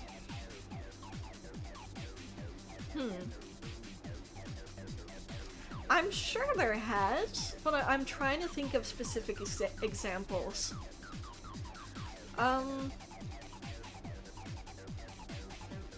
Oh, you know what? Definitely trauma will make it worse. I kind of mentioned my run-ins with teachers, but I can think of examples even as far back as like early childhood. For instance, I had this babysitter when I was very little, like 3 or 4. I had this babysitter and she seemed to just hate my guts. I was always getting in trouble with her for literally just existing. I remember one of the main things was like she would yell at me for not taking a nap. She had this little nap area behind the couch in her living room, and she expected me to take a nap, and I didn't take naps at home, so I didn't understand why she was forcing me to take a nap, so I just wouldn't, and then she'd get really upset with me. Other things were like, she would get upset at you if you stepped foot in the kitchen. She would get mad at you if you literally just breathed the wrong way. And every time I got in trouble, she would make me sit in this little like area, this little corner of her kitchen, where her fridge and the counter had like about a foot of distance between each other, and she would make me sit in that little area between the fridge and the counter. And so I spent most of my time in that little area, because she would just keep punishing me. And I do think that was one of the big contributors to my SM developing, was like the trauma from that. Also, like, instances where like I have spoken and then gotten a negative reaction to it, that definitely contributes to making it worse.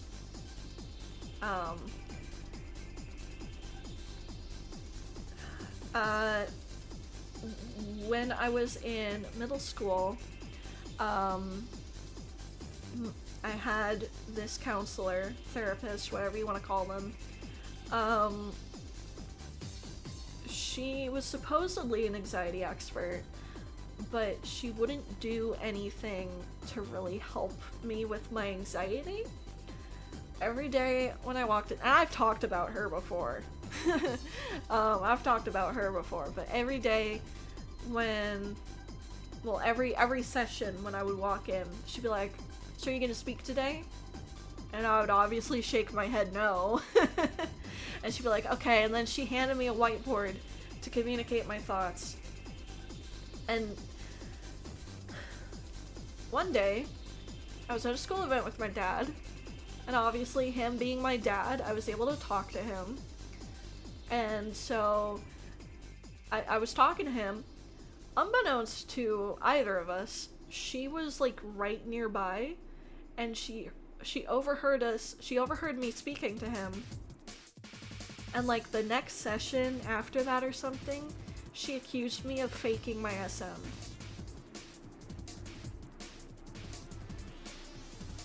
Yup. A supposed professional counselor accused me of faking the condition I was diagnosed with. So that's fun.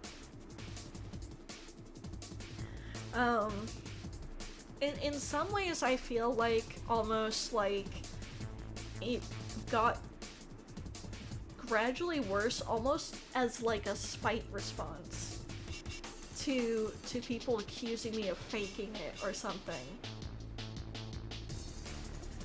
Because that definitely lowers the chances of me ever speaking to you, you know? If you accuse me of faking being mute or whatever, you know.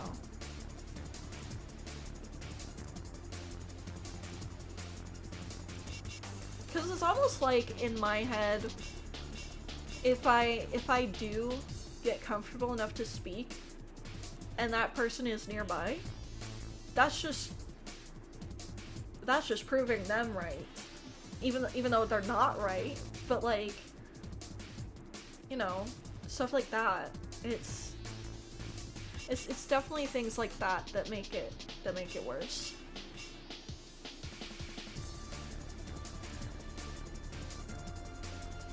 And obviously, when like the anxiety is just so overwhelmingly bad, those are instances where it gets worse. Even when I'm on my meds, there will be some instances where I'm just like overwhelmed with anxiety. Not to the point of nausea anymore, thankfully, but I'll still get like bouts of overwhelming anxiety and I won't be able to speak. And uh, that can be very distressing for me. And that one's more like a temporary making it worse. The other ones are like permanently making it worse, you know? But yeah, thank you so much for these insightful questions. I'm really enjoying this. I will answer one or two more questions, and then I'm gonna go eat dinner. I am hungry. Some people sure do suck a lot, like why? Even if you were faking it, you weren't. What would accusing you possibly do? Like, what was the goal here? I know. Right? It's like, it's almost like people accuse others of faking whatever they have, like, just for fun. That's what it feels like sometimes. It's like, oh, especially if those people, like, come across as, like, quote-unquote weird. I've seen this a lot with autism, is, like, people will just bully autistic TikTokers for no reason, because they're, like, making a TikTok about their stims, for example, or whatever, and then people will accuse them of faking their autism because, oh, no one has that stim, you're obviously overplaying it and being dramatic. It's like, what? That's not how that... like, and don't get me wrong, there certainly are people who do fake, insert disability here for, like, the attention or whatever, but it is significantly less people than you want to believe.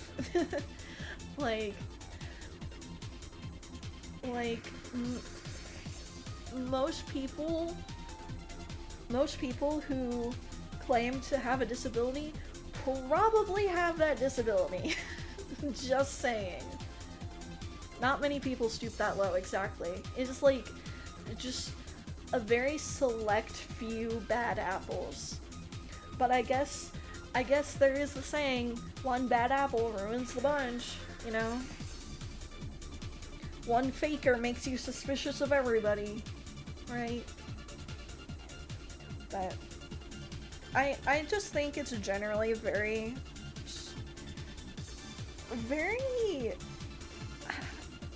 I want to say bigoted to assume that someone is lying about their disability for whatever, even on the off chance they were faking it.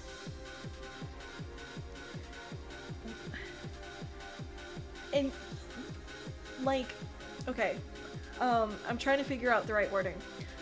Like, assuming that they're assuming or accusing them of faking their disability when you have no evidence is just kind of weird.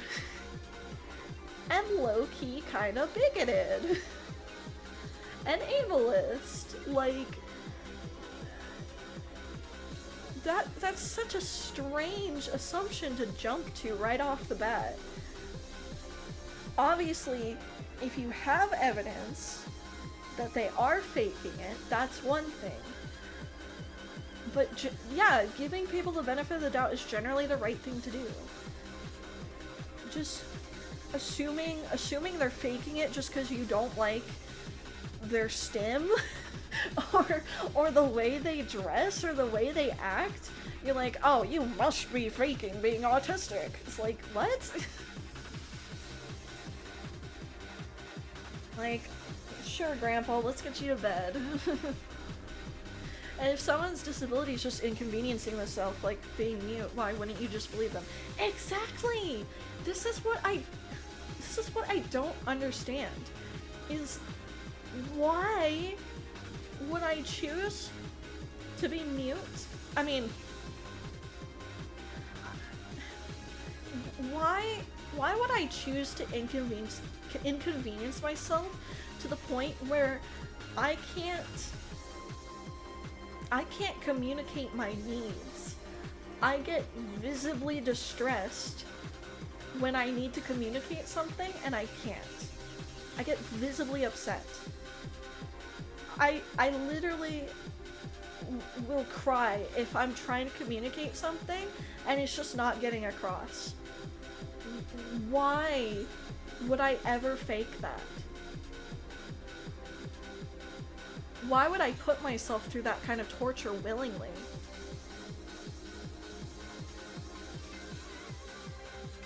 It doesn't make sense to me. For the attention, I guarantee you, buddy, I guarantee you, the attention ain't worth all that suffering. I'll tell you right now. Living my whole life with this condition. I'll tell you right now, the attention ain't worth it. I'm not given hardly any attention, in fact. It ain't worth it. It ain't worth all that suffering. It ain't worth being so depressed. Having no friends. Being so depressed that some days I would rather just end it all. It ain't worth all that. It ain't worth all that. Mm-mm. Mm-mm.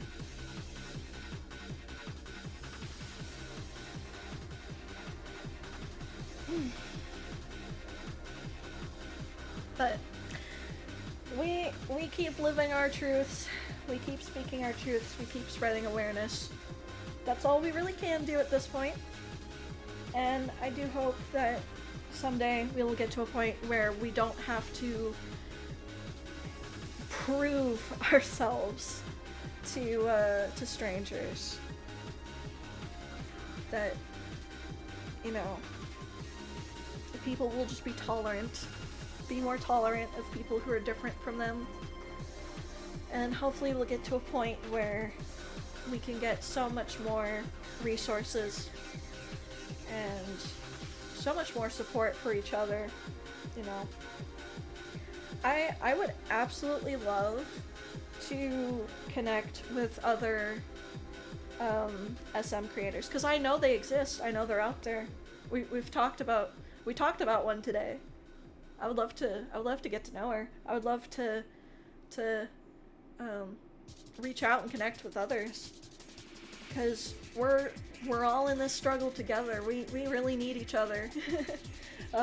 Honestly.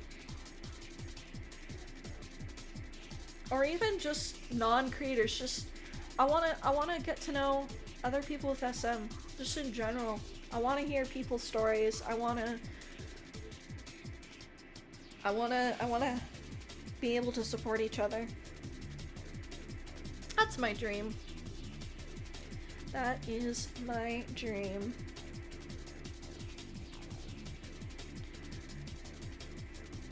Thank you. Thank you. And I want to give a very, very, very big thank you to everyone who has stopped by here today. The SM creator you can remember the name of that used the AAC map. Oh yes. That one too. And I have communicated with them before. I'll have to look them up after stream, and I'll post it in the Discord, guys. Definitely give them support. Definitely give Melanie support. The person we were talking about earlier today with the People article. Give everyone deserves a lot of support.